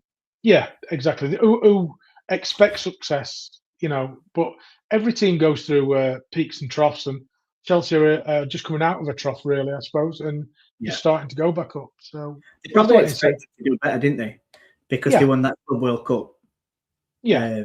And to be honest, I thought they might have done better. I thought, bloody hell, Maresca's got him playing well here, and it just petered out, didn't it? Towards middle of the season, and then they were finding themselves stuck in a position where they probably had no choice but to let him go. I think they were falling out with owners, weren't they? Anyway, as well. And when a manager starts falling out with owners, there's only one way it's going to go, and they never get it back, do they? It's gone then. Well, manager's not winning that battle, is he? No, of course not. Of course not. Exactly. Cooler King says, true. If anyone can afford a massive payoff, it's Chelsea. Yeah, no, like I say, I'm not saying that that's what's going to happen. It's just it's these things that you have to sort of factor in and think about it. It's never, when you think it's not going to happen. I mean, we've seen it at Sheffield United before, and I know I try not to talk about it too much, but we've been in third position, I think it were before, and we've sacked as manager because we didn't go up in second, and it's crazy. You think how can you sack someone a few games off at front playoffs? It were mad, weren't it? If Arsenal blow it again this year, like the other year when they were 7 in front, does he sack Arteta? I think so. Because he's had enough time now, isn't he? He's 6 seasons. 5 or 6 years. Yeah, spent a lot of money. How many trophies has he actually won with him? I don't know. I'd have to have a look. 1 second. I don't know if he's won any, has he? Has he not won a cup? I saw a graphic the other day, so this is the only way I play some Technic from, and it had a cross next to every trophy over the last 4 or 5 seasons. Wow. So, okay. Like I said, I could be completely wrong. I'm not saying that I'm in the know. Like I know a lot about that. We have kicked off, by the way, for this second half. Teams have just come out and we're 30 seconds into second half. I don't think there's been any changes. I haven't seen any. Didn't expect any changes from Leeds anyway, but I don't think there's been any changes from Man United's side. Just showing him Buemo. Carrick looks like he's fuming and frustrated already, and we've only kicked off 45 seconds. But yeah. So the last trophy Arsenal won was the 2020 FA Cup. So I don't think it would. I don't think it'd have been there, would he? In 2026? No, I don't think he will. They won the Charity Shield, obviously, but that's you can't really claim that. Do you really class that? That's a foul throw. That's terrible from Goodmanson. So he's actually won nothing, like you said. So I think especially when they've been at top and it looked like they were cruising, and they've had a couple of injuries, haven't they, to the big players. But it's still not good enough, is it? This is the best chance they'll have had to win a title for a long time. Calvert-Lewin goes down in the box, referee waves it off. Martinez is messing about with it. It's another eye press from Tanaka. Oh, he was the manager. He was the manager. 2019 he took over. So he would. Right. So he's won an FA Cup. An FA Cup, yeah. Yeah, they won a Charity Shield, and it's not good enough, is it? Because they've spent a fair bit of Arsenal. Just a bit. Beat us on the way that year, I believe, as well. 2019. Oh, it was COVID season, weren't it? Yeah. Yeah, quarter-final at Cup. I think they beat us. Sesko into box. Good save. It's good save, and it's headed off at line by Justin as well. That was Man United's chance, 47 minutes in, to get back into this game. I'm just going to watch it now. It's Luke Shaw. He plays a ball from halfway around the back of James Justin. Sesko knocks it past Bijol. He's about 10 yards out. Darlow with an absolutely fantastic save. Comes and spreads his body. Gets the block, and it will go in towards line, and Justin headed it over the bar. A corner to Manu, which Fernandez is going to take. From the right-hand side, it's an out-swinger. Oh, it's terrible. Doesn't even beat first man. He's headed out towards the edge of box. Martinez ends it back in. Shot from Agate. And I think Ampadu's running wide with here. Casemiro chases him down. It's played down the line. It's a lovely touch from Aronson. break. Away comes Jayden Bogle. Luke Shaw's taking him down. It's going to be a yellow card. He stops the attack, and it is a yellow card from Paul Tierney. Another correct decision. I think he's had a good game, Tierney, up to now. And I can be critical of the referees, and I think he's managed this pretty well and got every decision correct. I've not noticed him. So, and that's the thing, innit? You know, when you don't notice a referee, they're having a good game, aren't they? I'm just looking at that Sesko chance. He's done okay with that, but looking at him, do you think he looks like a Timu Jamie Dumpling, Sesko? I need to see his face. So if people don't know, if people who don't know, Jamie comes on this channel here, joins in does some watch-alongs now and again, and he's currently in Australia on a break for 2 or 3 months. So if you ever get to see Jamie, and just have a look at Benjamin Sesko, and I think Sesko is a Timu Jamie Dumpling. I'm gonna have to search a picture and hold on. It's how tall he is as well, because if people won't know that Jamie's quite a slender, tall guy as well, so they're quite alike. Benjamin Sesko. Slightly. I know what you mean. I get why you're saying Timu version of him. I think Jamie would be quite happy with that, if I'm quite honestly. Well, he should be. I've done him a right favour there. Is that Jamie Dumpling who they were saying on Mardy Blaze last night has got a new girlfriend, by the way? I've not heard that much. She's American. Yeah. Managed to, think he was struggling to get a girlfriend over in England. He's spread his wings and gone to Australia and picked one up straight away. I mean, fair play to him.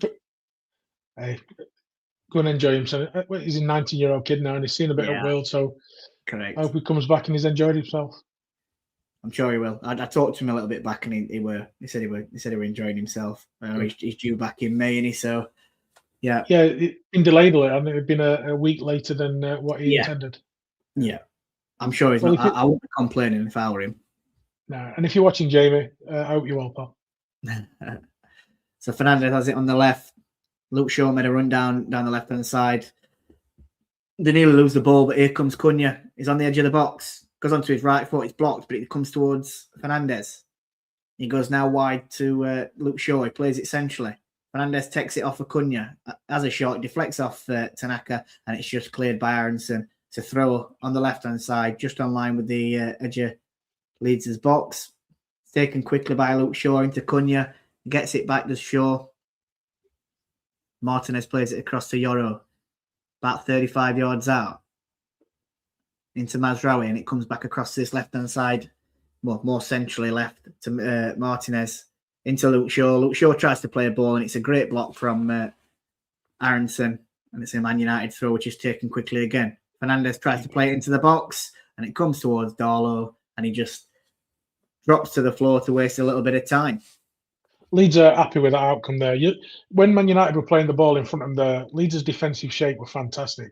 There was a line of 5, a line of 4, one chasing in front, which was Calvert-Lewin, really solid. And Man United are having to put the ball in from wide areas, from deep, just to try and get something out of it. Couldn't break them down.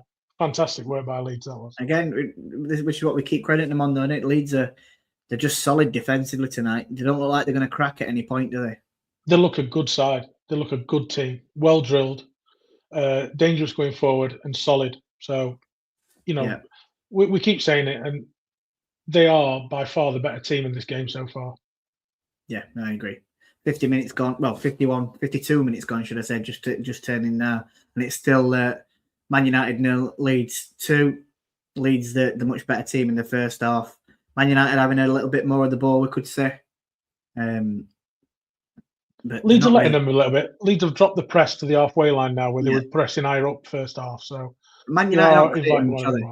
No, Leeds are inviting them on a little bit more, a little deeper. So they will have a bit more ball and a bit more in the Leeds half. But as soon as they get in the Leeds half, the press is superb. I mean, they've sent them back again here. But I don't think there's any intensity from Man U, though. It's all too slow. It is very slow, and they keep having to put that ball in. And Leeds have got to be happy with that, with the size of their defenders and the keeper. It's Casemiro, isn't it? There's no movement in front of him on the right-hand side. and he's looked for a 30, 40-yard ball into the box. He's massively overcooked it. And you could see the reaction from Darlow as well. He just sort of spreads his arms and like leads it and runs towards edge of box. You know, just to waste a few more seconds. Calvert-Lewin's gone down here from a challenge from Martinez. He's saying he's hitting up back at head. Referee's having none of it, and he's just waved play on. But you know, it's done, like you said. The referee has let the game flow, hasn't he? So something small like that. Ball's tried to be played in by Mazraoui. Strout gets there, intercepts it, and away come Leeds again. The thing Leeds will have. It's a lovely ball, Clarenson. Oh, it's just gets caught under his foot. He were away then. Not been impressed with him though on the ball, Aronson. He's been a bit wasteful, hasn't he? Yeah, not been impressed with him. The rest of the Leeds team, I can't fault. He's just been a bit untidy. The issue Leeds might have here, I was just about to say, is that if they concede one and this crowd get behind Man United, you could see Man United getting another one. But at the moment, you can't even see him getting the first one. Being checked here, Lee, and I think this is the elbow on Calvert-Lewin, which is where he was saying. And we've had a VAR check, and Tierney's. Oh yeah, he's pulled his hair. Is that what they're going for? It's a red card, then if he's pulled his hair. It is, yeah. So I think this is going to be a red card on. Yeah, he has pulled his hair. And we saw that, didn't we, in the Everton game? I can't remember where it Leeds Everton or Man U Everton. It was whichever one it was. A bit back. Was that the Maguire one? Was it Maguire? Was it Maguire? Have a look. There was an air pull anyway, weren't there? And he got sent off. And this is exactly the same thing. So I'm just, is there enough in that? There's a slight pull, but he releases. It's the fact that he's gone up. When he's gone up, it doesn't look bad, but it's when he comes down, he's definitely pulling on it. Yeah. Well, you can see that obviously Calvert-Lewin's hair were tied up in a bobble, if you know what I mean. And then it's looser, in it. I'm just going to turn it up to see if I can hear what he says. Manchester United 6 is guilty of red card. It says, after review, Man United 6 is guilty of pulling his hair. Therefore, it's violent conduct, and it's a red card. So, yeah, Martinez goes for pulling his hair. Looks a little bit bemused as to what's going off. But if they're playing by rules, it happened the other week, didn't it? And he's got to go, unfortunately. That's the game, I think. I think so. 55 minutes in, Man United down to 10 men. It's Martinez who gets sent off. Yeah, get it in the comments, people. Let's have a see what your thoughts are on that red card, and can have a chat about it potentially. But Martinez is still slow to walk off. He can't believe he's been sent off. But it's in the letter of the law, isn't it now? We can say it's soft and probably think it's soft.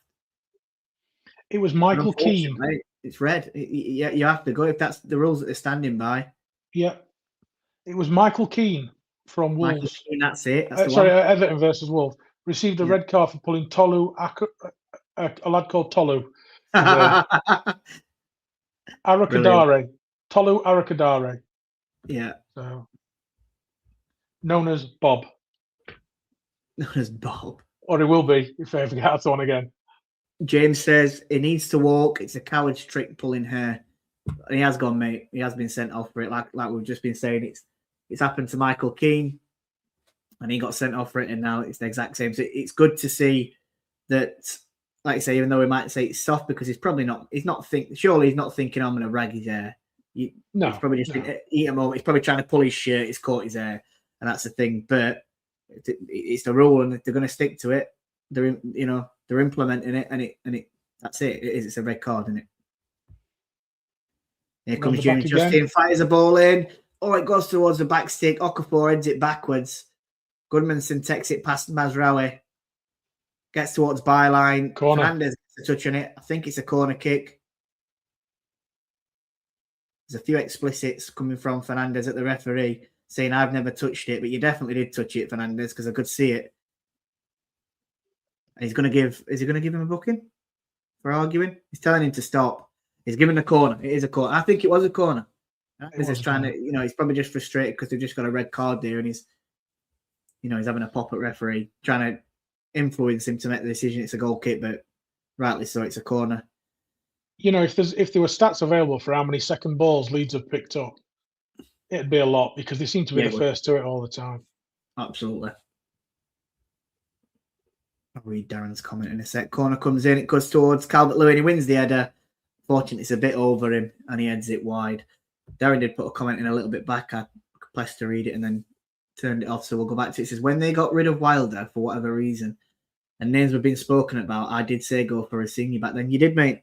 This was obviously last summer, weren't it? But Yeah, I think that's well, Jimmy were were a a bit big shout for him out and all. Yeah, Jimmy likes him a lot, doesn't he, Rosenior as well, for the job he did at Hull. yeah, So yeah. yeah, we'd have been happy. I mean, we would have been a lot happier if they'd kept Chris Wilder, but we'd have been happy. We'd have probably not been in the position we were in, but we'll not talk about that because we're here to talk about Man United. A fantastic Leeds performance so far, to be honest. Absolutely, and thoroughly deserved. And I can't see Man United getting back into this. That could be, like as I said, commentators' famous last words. But I think Leeds were on top with 11 men, and they're by far the better team. It's an even bigger task. It were a big task before. It's an even bigger task now, isn't it, Lee? They've just played a straight ball from the back, Man United, to Shesko. It was up front on his own with nobody within 25 metres of him. What's he going to do with the ball to flick onto? You know, it's a dead pass. Yeah. And it's not like you'd expect from Man United. It's they look devoid of ideas at the moment about how to get through this Leeds side. They're just doing such a good press. And Leeds have actually stepped a little bit higher now. Have you noticed? Yeah, they have. Probably 15 yards on the press. They know they're not games in their hands now, don't they? So if they put Yeah. pressure on Man U, the gaps are going to open, aren't they? Yeah. Especially with that extra man. And as soon as they've won the ball, both Ampadu and Tanaka sat until they saw that there wasn't any trouble around them, and Tanaka went forward. Really clever play. They look really good. Okafor's just played a ball into the box. It got headed out clear to James Justin, who were about 30 yards out. He takes a shot, takes one touch out with his right foot, and it's quite central. He has a shot, and it deflects off, I think it was Lenny Yoro, and it goes wide, and it's another corner kick to Leeds. Carrick don't look. He looks fuming, doesn't he? You look at his face. His eyes look like they've got devil in them, as in to say, I'm absolutely livid in this performance. Yeah. 60 minutes from. You wouldn't be happy. You would not be happy if you're because you put all that work in for the last 3 weeks or nearly 4 weeks, and to get this performance, you'd be very disappointed. It's cleared by Cunha up towards the halfway line. And Bogle just heads it back into where it's come from. Goodmanson plays it over to Tanaka. He plays the first time ball in. Calvert-Lewin just can't get there. It was a lovely ball across box. And Luke Shaw comes to pick it up on this left-hand side. Just looking at what you said earlier, Jordan, about how slow Man United look. I mean, they're just playing hopeful balls down the middle now, but how slow they were playing. They do look like they're lacking energy, and they should be fresh. When you've had 20 odd days off, yeah, they definitely should look fitter than what this Leeds team. Obviously, I know Leeds have made a few changes as well from the FA Cup team, but Leeds played last weekend, so yeah, and the extra time. Did they have extra time? Lost a bit of momentum. Leeds, did they have extra time and pens, or is it go straight to pens now? It were extra time and penalties, weren't it? Yeah. So they had to play 120 minutes, and then they're playing on this Monday night. Obviously, they got a little bit longer than what they've usually got, because they've probably been playing on a Saturday or a Sunday. But yeah, they look the fitter team, and Man U maybe having all that time off, it looks like they've lost a bit of momentum. Yeah, to me, definitely does. Paul says, pulling hair. You should watch what they did to poor Ricky Williams. I think he was an NFL player, Ricky Williams, who had long hair. Fair enough. Look at this again. Straight through. Goodmanson on edge of box, into the box, flashes it across with his left foot. Probably goes a little bit more wide than I were getting excited for them, but yeah, was it a shot or was it a cross? It was in between, really, wasn't it? It wasn't just going to watch decisive. I think he's flashing it across. It's one of them off. I'll have a shot, but if I pull it, Calvert-Lewin's still running in, and if Lamans makes a save, he pushes it out towards Calvert-Lewin, who can put it in. But if I pull it as well, then Calvert-Lewin can run onto it. But he just obviously weren't there in time, were he? And he's been I mean, I've been looking at the ratings as the game's gone, and he's getting a bit of a slating on the ratings as Calvert-Lewin, but I think he's worked the line really well. I think he's done everything that he can do. To be honest, Look, I was as a a mad lone push. striker, I was a mad push Strout down there.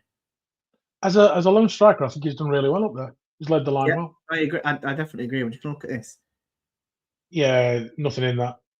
Nothing. It's in that. that typical Strout knows this contact coming, so he leans in. Look, he leans into Ahmad. It was obviously trying to shout, just Clever. get his shoulder into him, and then feels the contact and goes down. I think it's Clever defending. It's one of the great ones for me. That one that I gets on my nerves.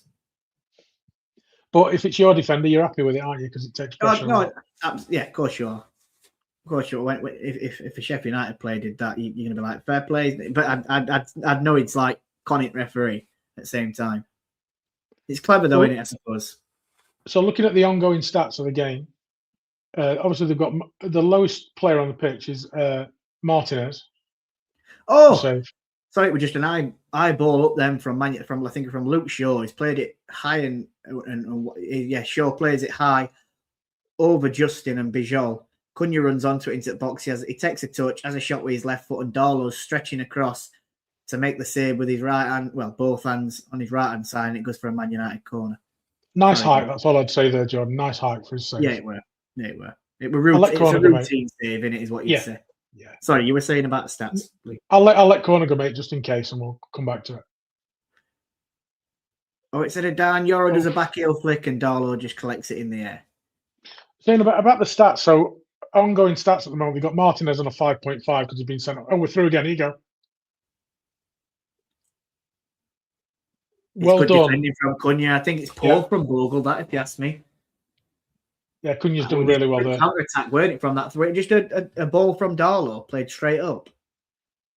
Here come Manu on this left hand side. It's Casemiro. Plays a left-footed ball towards the back stick. I tell you what, it's a great headed clearance from Motson, who is actually chasing after it. Game's gone wide open.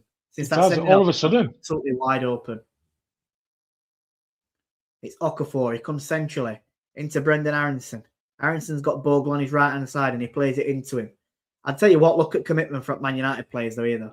I was just about to say, before you said that, if you looked in the centre of midfield, then there was 3 Leeds players and no Man United player anywhere near them. Yeah.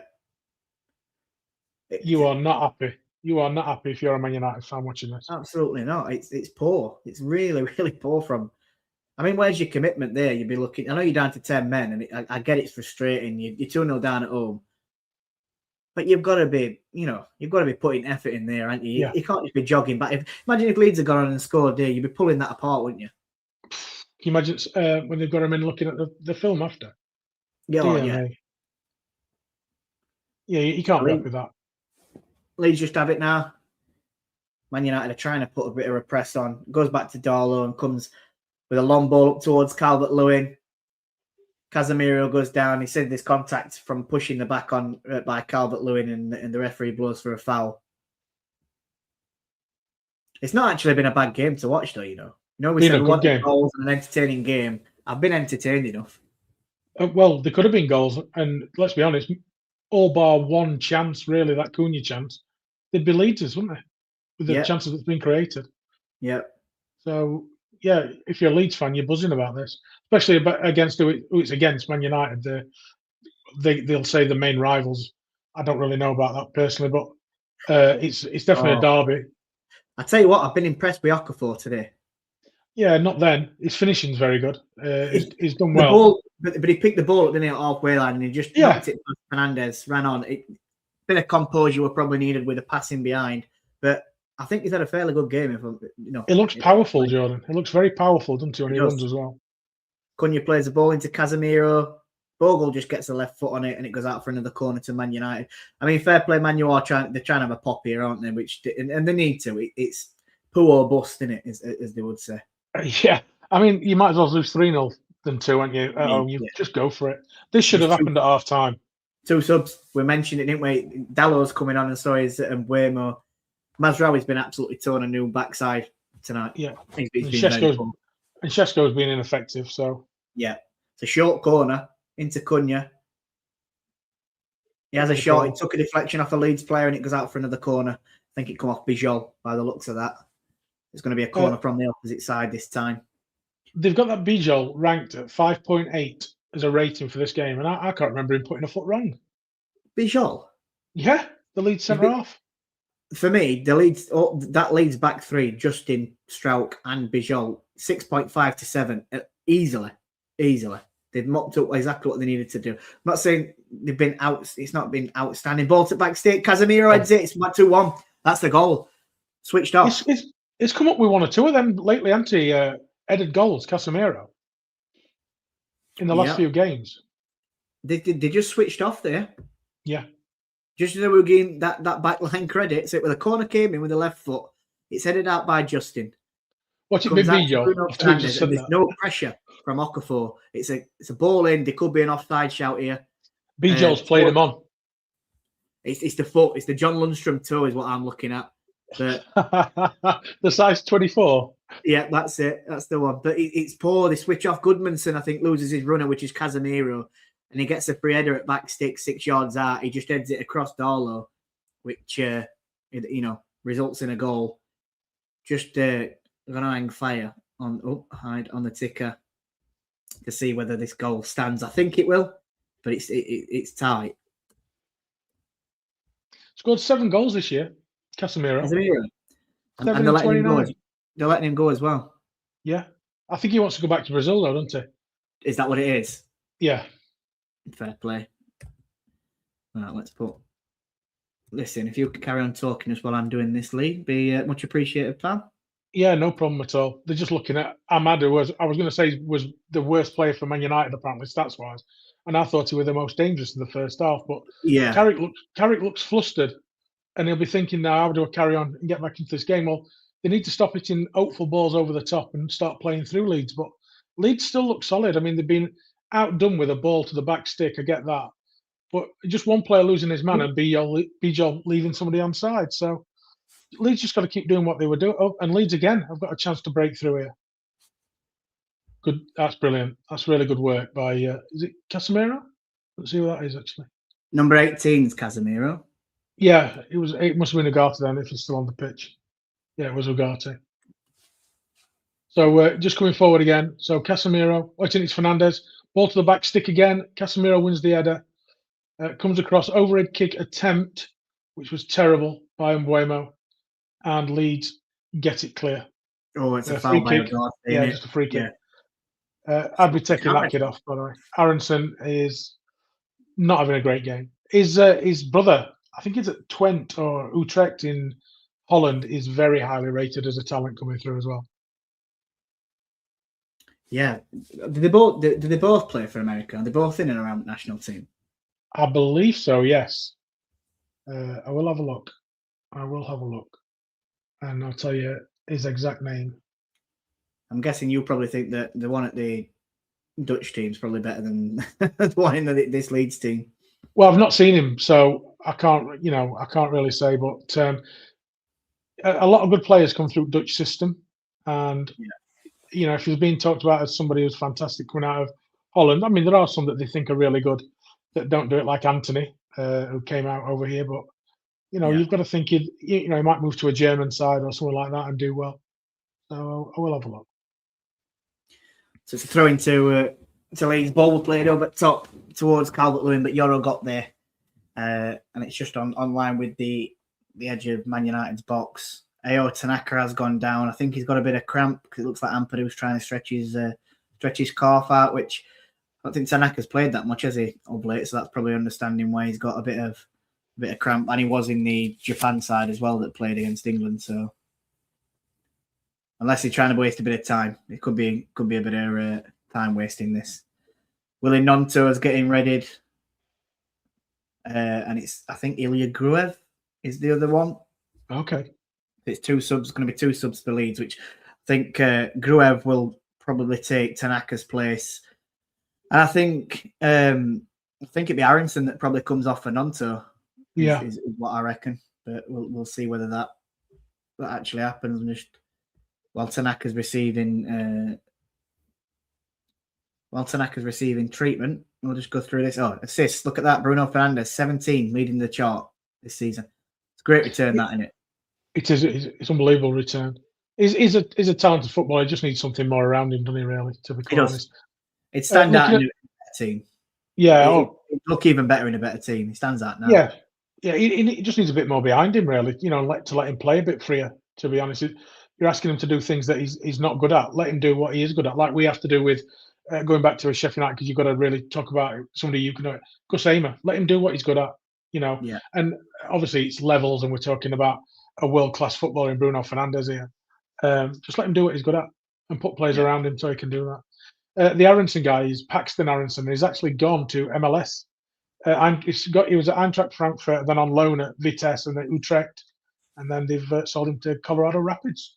Ah, fair enough. So it's Okafor has actually come off and Nonto. I wonder if he has, because he's done a lot of work, mate, up and down. So maybe he's just blown a little bit. Yeah, and I think Tanaka obviously went down with cramps, so he's been replaced, and it's Gruev who has replaced him. So it's just straight swaps. I think there's no change in formation for Leeds there. Straight swap onto the pitch. It's 74 minutes gone. So you look at Tanaka as well. You'd think he might be struggling for fitness. We've not been involved as much, as last season. So and he's been 75 minutes flat out, hasn't he? Virtually. So yes, I think he's had a good performance. They probably because of his 2 goals. If Leeds go on to win this game, they'll probably potentially look at him for a man at match performance. Definitely, if he'd have scored that chance he had. Yeah. Oh, late tackle in the middle of the park, but away comes Aronson. It's into Bogle on right hand side. He cuts into it essentially into Ampadu. Ampadu plays into Gruev. Gruev just comes back to Justin. Aronson's made a run down the right again. Luke Shaw comes across to try and block that off, so he has to go back into Gruev. Justin, sorry. Leeds are just knocking it about. Did you see that step over Aronson tried to do there? It's one of the worst ones I've ever seen. Nobody around him, and he just step over. A bit like the, not as bad as the Anthony one from Man United that time when he did round the world, didn't he? And doing something. Nonto, as it Leeds are just, to be honest, they're just calmly knocking it about, and they're trying to pull Man United out of position. Bogle's diagonally across door from Ampadu into Bogle. Bogle plays the ball in. It's headed up by Yoro. Is it Yoro? Yeah, it's Yoro. I thought that leading. Yeah, he didn't come on then. Yeah, he's a big lad, isn't he? That Isaac Hayden that they've signed. Is it Isaac Hayden? It's not Isaac. No, Heaven. Is it Aiden Heaven? Hayden Heaven. That's it. Yeah. Bogle has it again on the right. He's trying to dance around Shaw. Tries to play the ball in the box. Shaw gets a block. I couldn't quite see if it went for a throw-in or a corner. I think it's a throw-in. Yeah, it is. Bogle's going to pick the ball up, so it'll be a throw-in to Leeds. So there's 14 minutes left plus injury time. It's Man United 1, Leeds 2. Man United actually came into the game after having a man sent off, which has been mental. Crazy. Because they never looked like they were even in game, and they looked like they were out of ideas. And then they get a man sent off, and that's when they started to look better. But maybe that's Leeds just dropping in a little bit and, trying to see things out and catch Man U on counter-attack. Well, they definitely did drop deeper that second half, didn't they? It was noticeable that they were deeper, even though they came out a little bit just after the sending off. But they've dropped. You look at them again now; they're not even pressing until Man United get into the box, into their half, into Leeds half. So just Man trying United to keep it solid. now, aren't they, though? I don't get how it took a red card for Man U to sort of like up the game. They're just taking more risks, though, aren't they? They were very safe before and not creating anything. They're leaving gaps and just saying, right, we're going to have to try and beat you. But I think they had to do that from half time anyway. But they didn't come out like that in the second half. They thought they were gonna step it up a bit and put gas on, but they didn't. And then it's only from sending off that they've gone right. We're definitely, it's pull or bust and gone for it. But here comes Jaden Bogle on edge at box. He plays it wide to Nonto. Nonto cuts in onto his left. Casemiro rushes in. Nonto plays the ball in, and Yoro just clears it up. But it falls at James Justin's feet. It comes central into Gruev. Gruev plays it into Aronson, into Bogle again. Bogle plays the ball towards back stick. Oh, Save. Calvert-Lewin has a free header. It's straight at him for me. Yeah, it is straight at him, but it's a free header. Get it in corner, and that's it. It's 3-1, and it's game over. I'll tell you what, Lovely Bogle's had a good football. game. Bogle's had a very good game. He has. Yeah, he has. He's been excellent down that. Him and Goodmanson, both of them. Down both wings have been excellent tonight. It's a lovely ball. You've got to do better there for me if you can't believe it. I praised him earlier on as well, saying he's really good at heading ball, and it's straight at Lamans that. I mean, he's done the right thing, heading it down, but he's headed it straight down to the keeper, hasn't he? So he has. And to be honest, keeper gets a touch and it starts like spinning back to and Bremo's in the box. Lovely ball. What a tackle that is from Bijol. That's brilliant. Well done, lad. It was just a nice, simple ball over the top from Casemiro. And Bueno gets onto it, takes a touch with his left foot, tries to shoot, and Bijol throws himself at ball. It's a great reading of the game from Bijol. And I think it takes a deflection then off Bueno, and it'll be a Leeds goal kick. What a lovely ball that is by Casemiro, and took it well, didn't he? And Bueno there on the run. Couldn't get I don't think he could do much more, could he? Yeah, did really well. Great defending again. The recovery tackle. Very good. Darren says, George, you did a watch along between Leeds versus Sunderland. I can't believe this is the same Leeds team as they were crap then. Maybe it's all the Guinness Man United while they were in Ireland last week. Yeah, maybe so. But yeah, Leeds versus Sunderland. It were a poor game, weren't it? And I expected Leeds to be a lot better, but then I thought Man U would be a lot better in this game, and Leeds a bit better team. So yeah, I'm not professional football. I've got the pride anyway, but if you're a Leeds player and you can't get up for this game, and maybe they're up for it a little bit more than they were against Sunderland, because this Leeds team's been superb, really have. It's best I've seen them. I've done 2 or 3 watch-alongs, I think, of them this season, and it's the best I've seen of them this season, 100%. Ball comes down this left again. Man United are committing men forward, but it's Leeds that have it up near the Man United box. They're just slowing things down. Nonto plays it into Gruevo, then comes wide to Goodmanson. He comes centrally. It's a poor ball round back. I don't know what he was trying to do there. There's an eye press being put on by Leeds. They win the ball back high up near Man United's box. It's one-touch football. Aronson, poor. I've lost it again, Man United. Ball again. Just get it out of you. I mean, what are they playing at? Great ball in from Nonto into Goodmanson. He plays it in. Aronson doesn't quite get there. Man United can't get out of their own box at the moment. Leeds are putting a really high press on. You know what I like about that Goodmanson? I mean, you picked him out before the game, Jordan. He just gets the ball in the box. He beats his man and puts it in. He's just steady in it. He doesn't try doing anything unorthodox or the hard way. It's simple. He's just nice. It's simple for me. And like you say, it gets a touch out of his feet and puts ball into the danger area. That's all you want in it from a wing back. Exactly. He's playing to his strengths, isn't it? He's got a great delivery. Use it. Ball into Sesko. Good tackle. Bijol, do you know what?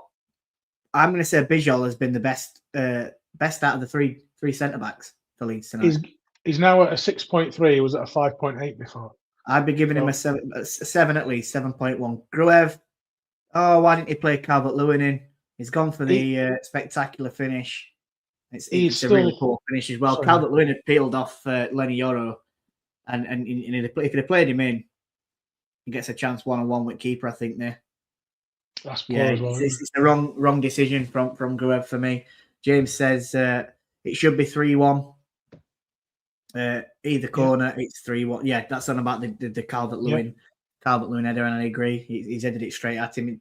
Like Lee said, he did right thing by heading it into the ground, but he's just not got the direction on it, has he? Exactly. Casemiro has it. Strout just gets there, clears it up towards halfway. It's a throw into Man U. 8 minutes. I thoroughly enjoyed this, Lee. It's been a good watch along to do, and I'm glad we've done it, mate. Yeah, it's my first Premier League one of the season. At this late point of the season. Yeah. I don't watch it as much as the Championship because it doesn't affect the team I support. But I've really enjoyed this. Really enjoyed this game, and I keep saying it, but I can't believe how good Leeds have looked.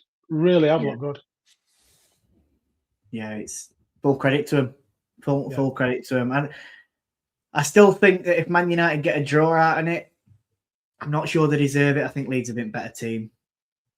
Agreed. But it's a corner to Man U anyway on this left. Bruno Fernandes is going to step up to take it. It's going to be an in-swinger. They're all bunching up around the 6-yard box and around the keeper, so we know where this one's going. Comes towards the back stick. Does it come off Luke Shaw? That it does, and it's a goal kick. If ever Man United needed Harry Maguire, it's tonight, isn't it? Especially now. I always say it about Maguire with England as well. That's what I love. Corners, you know that he's, you can get it straight onto him. He's 9 times out of 10 he wins that header and he gives you a chance at scoring a goal. Yeah, Man United are definitely missing that tonight in a corner situation. I mean, it's when you looked at it and they're on about taking either Dan Burn or Harry Maguire.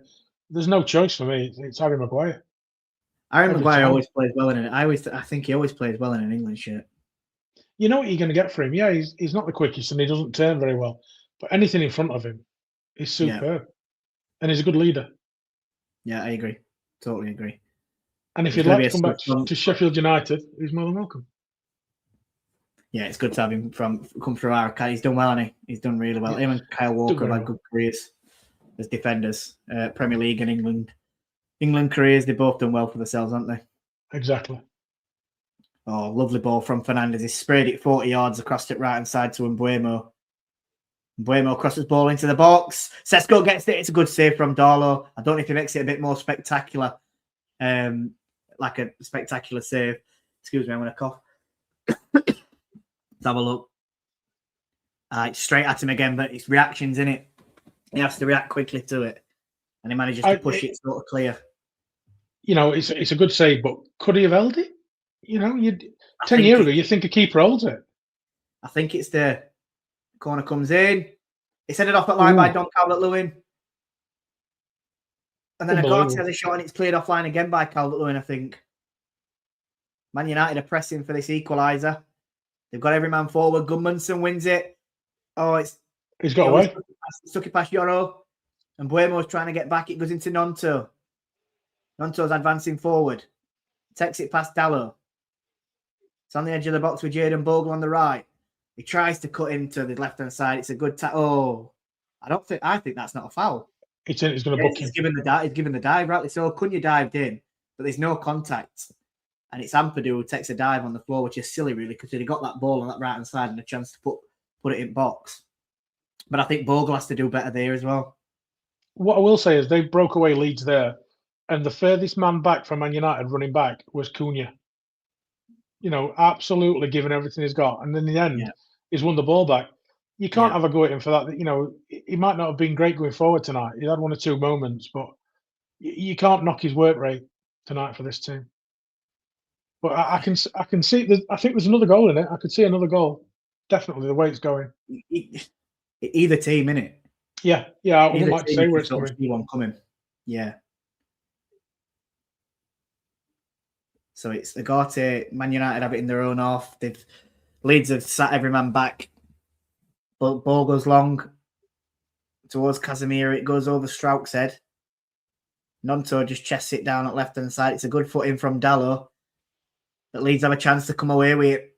It's Nonto. He's advanced over the halfway line. He's just sort of slowed his run at the moment. Calvert-Lewin's made a run in behind. The ball goes towards him. Oh, they both... I think it were Agati and Calvert-Lewin both slip, but it deflects off Agati and it goes for a throw into to Leeds, just down near the corner flag. It's good defending from that corner from Calvert-Lewin because he anticipates where it's going. He's made up for that miss, hasn't he? For that header. Yeah. With that one. With the clearance. So the throwing comes into Calvert-Lewin. Really poor touch. Has he kept the ball in? He has. Play on. Gudmundsson plays it in. It's come to edge at box. Ampadu strikes it, and it's a block by Agati again.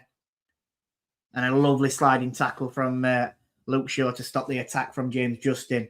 And it's the throw into Leeds on the right. Just going to read this one out because Darren says, Jord, you've had some stinkers in the watch-alongs recently. You deserve a good one every now and again, mate. I do. And I'm really glad that this one's been an absolutely cracking match to watch and a good derby match. Both teams entertaining. Leeds a better team. Man U have come into it second half after the sending off. But yeah, really good watch along. So I've enjoyed this one. And James says, defending well, Leeds, but they need a third. Yeah, they definitely need a third because you can still see Man United having another Yeah. chance, can't you? Yeah, definitely. There's a lot of talent on that Man United field, in that Man United team. Sorry, and it only takes a moment, and especially a player like Bruno Fernandes on there. Yeah. Anything around the box, you won't be surprised to see him putting a 25-yarder into the top corner. So Well, Leeds have got to keep their discipline here. Or even assist it though with Fernandes. We saw it, didn't we? Correct. We saw it with goal. They switched. Leeds switched off at back stick, and he proves the perfect ball onto Casemiro's head for him to just head it across goal and go in. So there's a chance for Leeds here though. There's a free kick on right hand side. I'm intrigued to see what they're going to do. Whether they're going to play it short or get it in box. Just go short into Bogle. Just wondering if they're trying to time waste a bit by keeping ball and keeping Man United off the ball and as high up the pitch as they can. It also brings them out and creates space, Jordan, by coming backwards. Because obviously, it gives them a bit more space in midfield if they pull them out a little bit. Yeah. So we're just nearly on to 89 minutes. I think there's going to be 4 or 5 minutes added on at least. We'll just see what the fourth official puts up in a minute's time. But Leeds still currently have the ball. Carl Darlow has it in his box. He goes long on the right-hand side, up over halfway into Jayden Bogle. He's asking for a foul, doesn't get it. And Man United look to take a quick throw in the do. Comes centrally into Fernandes. He panics, plays the ball forward. It's headed clear by Gruev. Ampadu on the halfway line. He goes wide left into Willie Gnonto. Gnonto is just slowing things down. Dalot comes out to block a pass. Gnonto plays a 1-2 with Longstaff. And now Leeds out. I tell you what, they're managing it well here, Leeds. They're keeping Man United off at ball. They've kept Man United off. Oh, well, just as I said that, Gnonto loses the ball. And Dalot goes forward. He's looking for runners. He plays it into Sesko. Referee gets in the way, but still Man United come forward. Ball's chipped over by Fernandes into Luke Shaw. Great defending by Leeds. Just near the 6-yard box, wide left.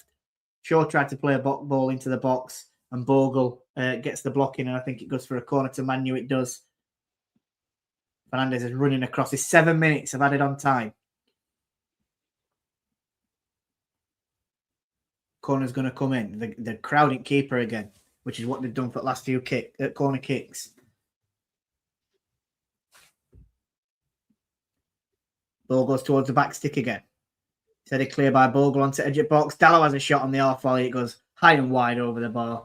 The goal kick to Leeds. You think Leeds hold on here, Lee? I think I still fancy there's going to be a really big chance of a goal, but I couldn't tell you which end. I think Leeds deserve to hold on, if I'm quite honest, with the way they played tonight. But you can never rule out Man United. Historically, they score late goals. Look at that stat as well, though. I don't know if you just missed it. So the most conceded goals in 90-plus minutes are Leeds with 8. 8 goals conceded in 90-plus minutes. So it's intriguing to see, whether they do it again and concede a late goal. Fernandes takes a quick free kick. There's no foul there. No foul there, and Buemo has it. He's going towards the byline, cuts back on his left-hand side. Strout gets a great block in. Gnonto plays the ball forward, and then Buemo with a frustrated tackle on Gnonto gives away the foul. Silly foul. Good defending by Strike. Yeah. Very good defending. Again, I know they had that lapse in concentration for Man United's goal, but I've still been impressed with the defending. I'm not, I still can't knock them for it. You're always going to give a chance up at some point in a game. It's very unlikely that you go a full game without it. And unluckily, it just fell to Casemiro, who put it away lovely, didn't he, with that header? Yeah. Yeah, it was just a controlled header, weren't it? Straight. I always say that, though. When ball comes in like that, if you head it across the goalkeeper, 9 times out of 10, they aren't saving that. But I would never have thought he'd scored 7 goals this year in 29 games, but it's a good return for a holding midfielder. It really is. It is. Well, it's a bit like, I know we look at Championship, but it's like a bit like Loser. Yes. He's had a good returning goals for an holding midfielder. Yeah, I'd like to see him get a move to a Premier League side. I think he's a classy player. To be honest, could be Coventry could pick him up. Could be a good signing for someone like them, I think. Definitely.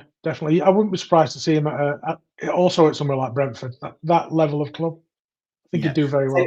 Tell you what, there's one person I've seen that's going to be out of contract at Fulham, And I think if Leeds stay up, they'll sign him because they were after him in August. And Harry Wilson. Yeah, I have a feeling he ends up at Leeds. I think that's. I I think think that's going to be. Carey's up as well, isn't it? Tom Carey this year. Is he?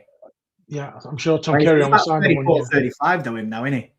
Do a job in the league below, though, wouldn't he? Oh, You know, as he'd a do a 10. job in Championship, yeah. It's the wages, isn't it? I think the only team that's going to take him on is someone that's coming down, potentially. Yeah, and or a London club, you know, with him being down there. So Yeah. he might take a bit less to stay in the area with his family and stuff like that. Yeah. So you could see it. There's a foul to Manchester United. They need to take it quick. They need to move here. There's 4 minutes left of the 7 added on. Yoro has it on the halfway line. He plays it into Dallo. Dallo goes right into Mbuemo and he tries to come forward. He plays a 1-2 with Yoro. Plays the ball in towards the left-hand side into Luke Shaw. Luke Shaw touches it into Cunha. Cunha tries to play a 1-2. He gets it back. Is there a foul? There isn't. Well, It's cleared by Leeds. Do you think it weren't a foul? No, I don't think he got him. And neither do I. I think he's expecting contact in it. And the lack of he had a little bit of the referee, but he's not carried it on, has he? He's not. No. He knows it wasn't. I think Man U have just got to get this ball into the box somehow. Yeah. Too slow, faffing about with Agate. Looked like he was going to play it, and he doesn't. He comes into Fernandez, who goes to Yoro. Yoro's Look how got deep Dallo on Fernandez is. He's the last man, isn't he? Fernandez is the last man. He is. Man U got every man forward, and he's just sitting as last man, isn't he? And Buemo has it.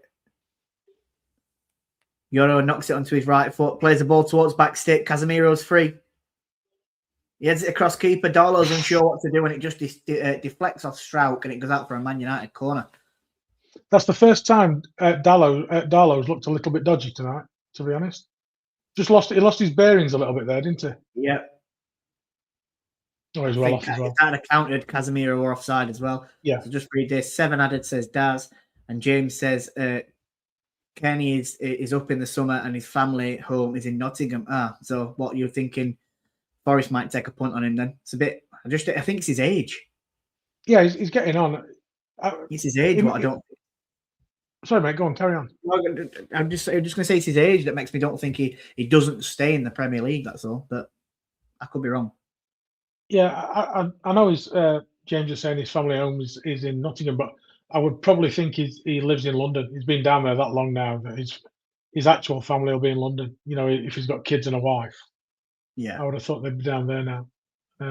But yeah, I didn't know he was from Nottingham. So you learn something every day. James just took me to school. None so sorry. We're just looking for a foul then. Referee doesn't give it. Man United have played it short from a goal kick.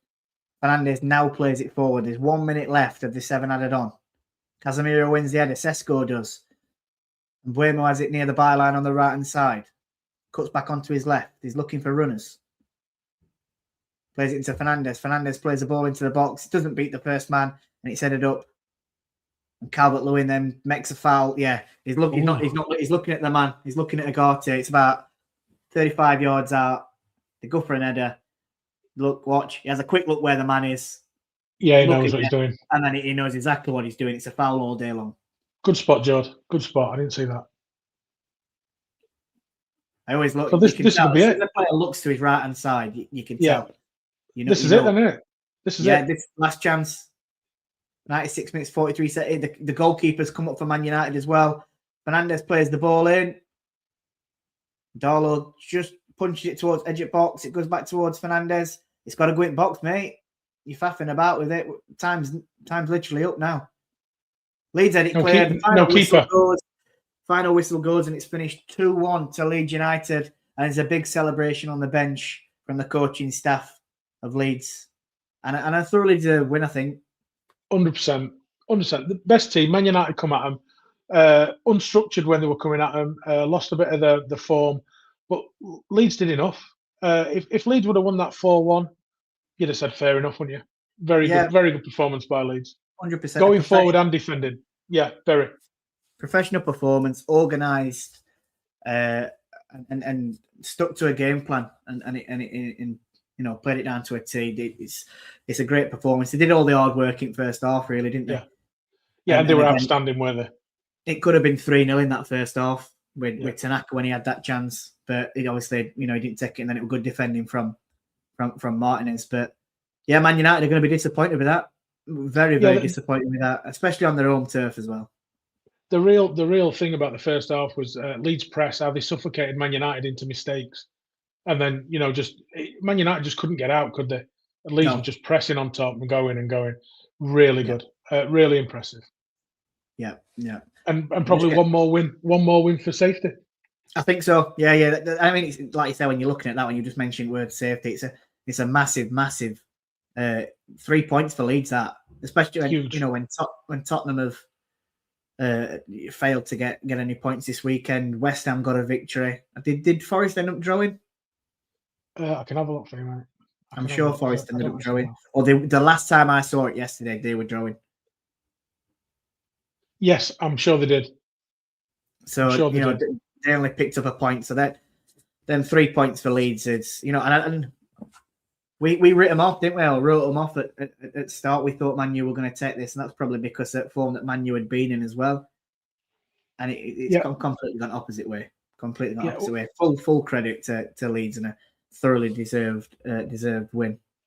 It's like we were both going to say it. We said it at the same time, actually, John. We were going over each other. It was about you'd have thought that Leeds were the team in third in the first half with how well Leeds were playing. So fair play. The better team won. The team with the better individuals just weren't a team tonight, were they? No, too many. Like you said, it happens, doesn't it? Too many individual performances, and I think Man United, especially when they went 2-0 down, they felt sorry for themselves. Yes, yeah. The lack of effort at times, though, chasing back was disturbing, wasn't it, for Man United fans? Yeah, 100%. I think, like you said, when you're chasing, when you're going for Champions League, and I know Leeds are fighting at bottom, so it is tough to sometimes play teams that are at bottom. But when it's a derby game, and you come out like Man United did, and after 2 minutes, Calvert-Lewin nearly scored, and then 5 minutes in, or Okafor then puts it. You're fuming if you're a Man United. I'd be fuming if this were us in a derby game against Leeds, and you're coming out like that. You expect fireworks, don't you? From start, you expect a pumped up performance, and you did not get that. You didn't see that from Man U, and Leeds. They took advantage of that. Well, if you're Michael Carrick, you would have them players in tomorrow, wouldn't you? You'd make 100%. Them watch that. You'd have them watching that because that's not good enough for a team like Man United. Absolutely not. Let's get through these last few comments, Lee, and then we'll let you get off because I know it's been a busy day for you today, and so you'll be having a glass of red wine, I would think, after this. No, it's too early in the week for that, mate. Only Wednesdays onwards. Dave says, great watch along, lads. Smashed it. Thank you very much, mate. And James says, he lives near my mate in Wimbledon. That's on about Tom Kearney. Yeah. And then we got that. James says, that's it. 2-1, big win. Absolutely. And Dawn says, great watch alongs, guys. Thanks. Yeah, thanks for tuning in, Dawn. And I'm glad you enjoyed the watch along. Darren says, still remember Forrest Gump for us. Smashing in the winner in our 2-1 win at Old Trafford. Forrest Gump, is that Ollie Burke? Oh, on about United. Yeah, he's on about United. Ollie Burke this weekend broke the record for this season of the fastest run made in the Bundesliga for Union Berlin. 35 kilometers an hour, and he still didn't get the ball, but it's the fastest run. So, I mean, he is quick though, isn't he? He's like lightning, but he just. What we saw at Sheffield United, he can't use his feet when balls with him. His agent has got to be the best agent in the world. Unbelievable. He's the player who most looks like a footballer until he's got a football at his feet that I've ever seen. I agree. Tom says, well, I didn't expect that. Thank you both for giving your evening up, lads. Top blokes, both of you. Cheers, Tom. And thanks for tuning in, mate. Giving the support out, we massively appreciate it. I really don't know. I will. Jack says, Hoof wants it. That's a comment from Saturday. Thanks for, remembering it's a family channel, Jack. And James says, is there a watch along tomorrow? I mean, do you know if there is one? I don't know if there's anything planned as of yet, but if there is, keep an eye on your social media account tomorrow, especially X, and if there is, it'll be advertised tomorrow. Yeah, perfect. Lee, thanks very much for joining me tonight, mate. Really appreciate it, and I thoroughly enjoyed that, and definitely like to do one with you again going forward. Very knowledgeable guy. That's why you're bold and brilliant. You know, where you get your. I'm bold. I'm bold, definitely. No, I'm brilliant. But is there anything else? Anything else you want to say, pal? No, mate. Really enjoyed it. Really shocked in two ways. Shocked at how good Leeds were, and really shocked at how poor Man United were. A good win for Leeds, and look forward to doing another one. And hopefully, we can have as good a game as that one. Fingers crossed, it'd be nice because I've had some poor ones more recently. Dave says Bayern Munich have played 29 games and scored 105 goals. That's pretty impressive. I mean, I bet Harry Kane scored 30 plus of them as well. Harry Kane's got 49 and 41 this season in all comps. Well, if he don't win Ballon d'Or, when is he ever going to win it? Correct.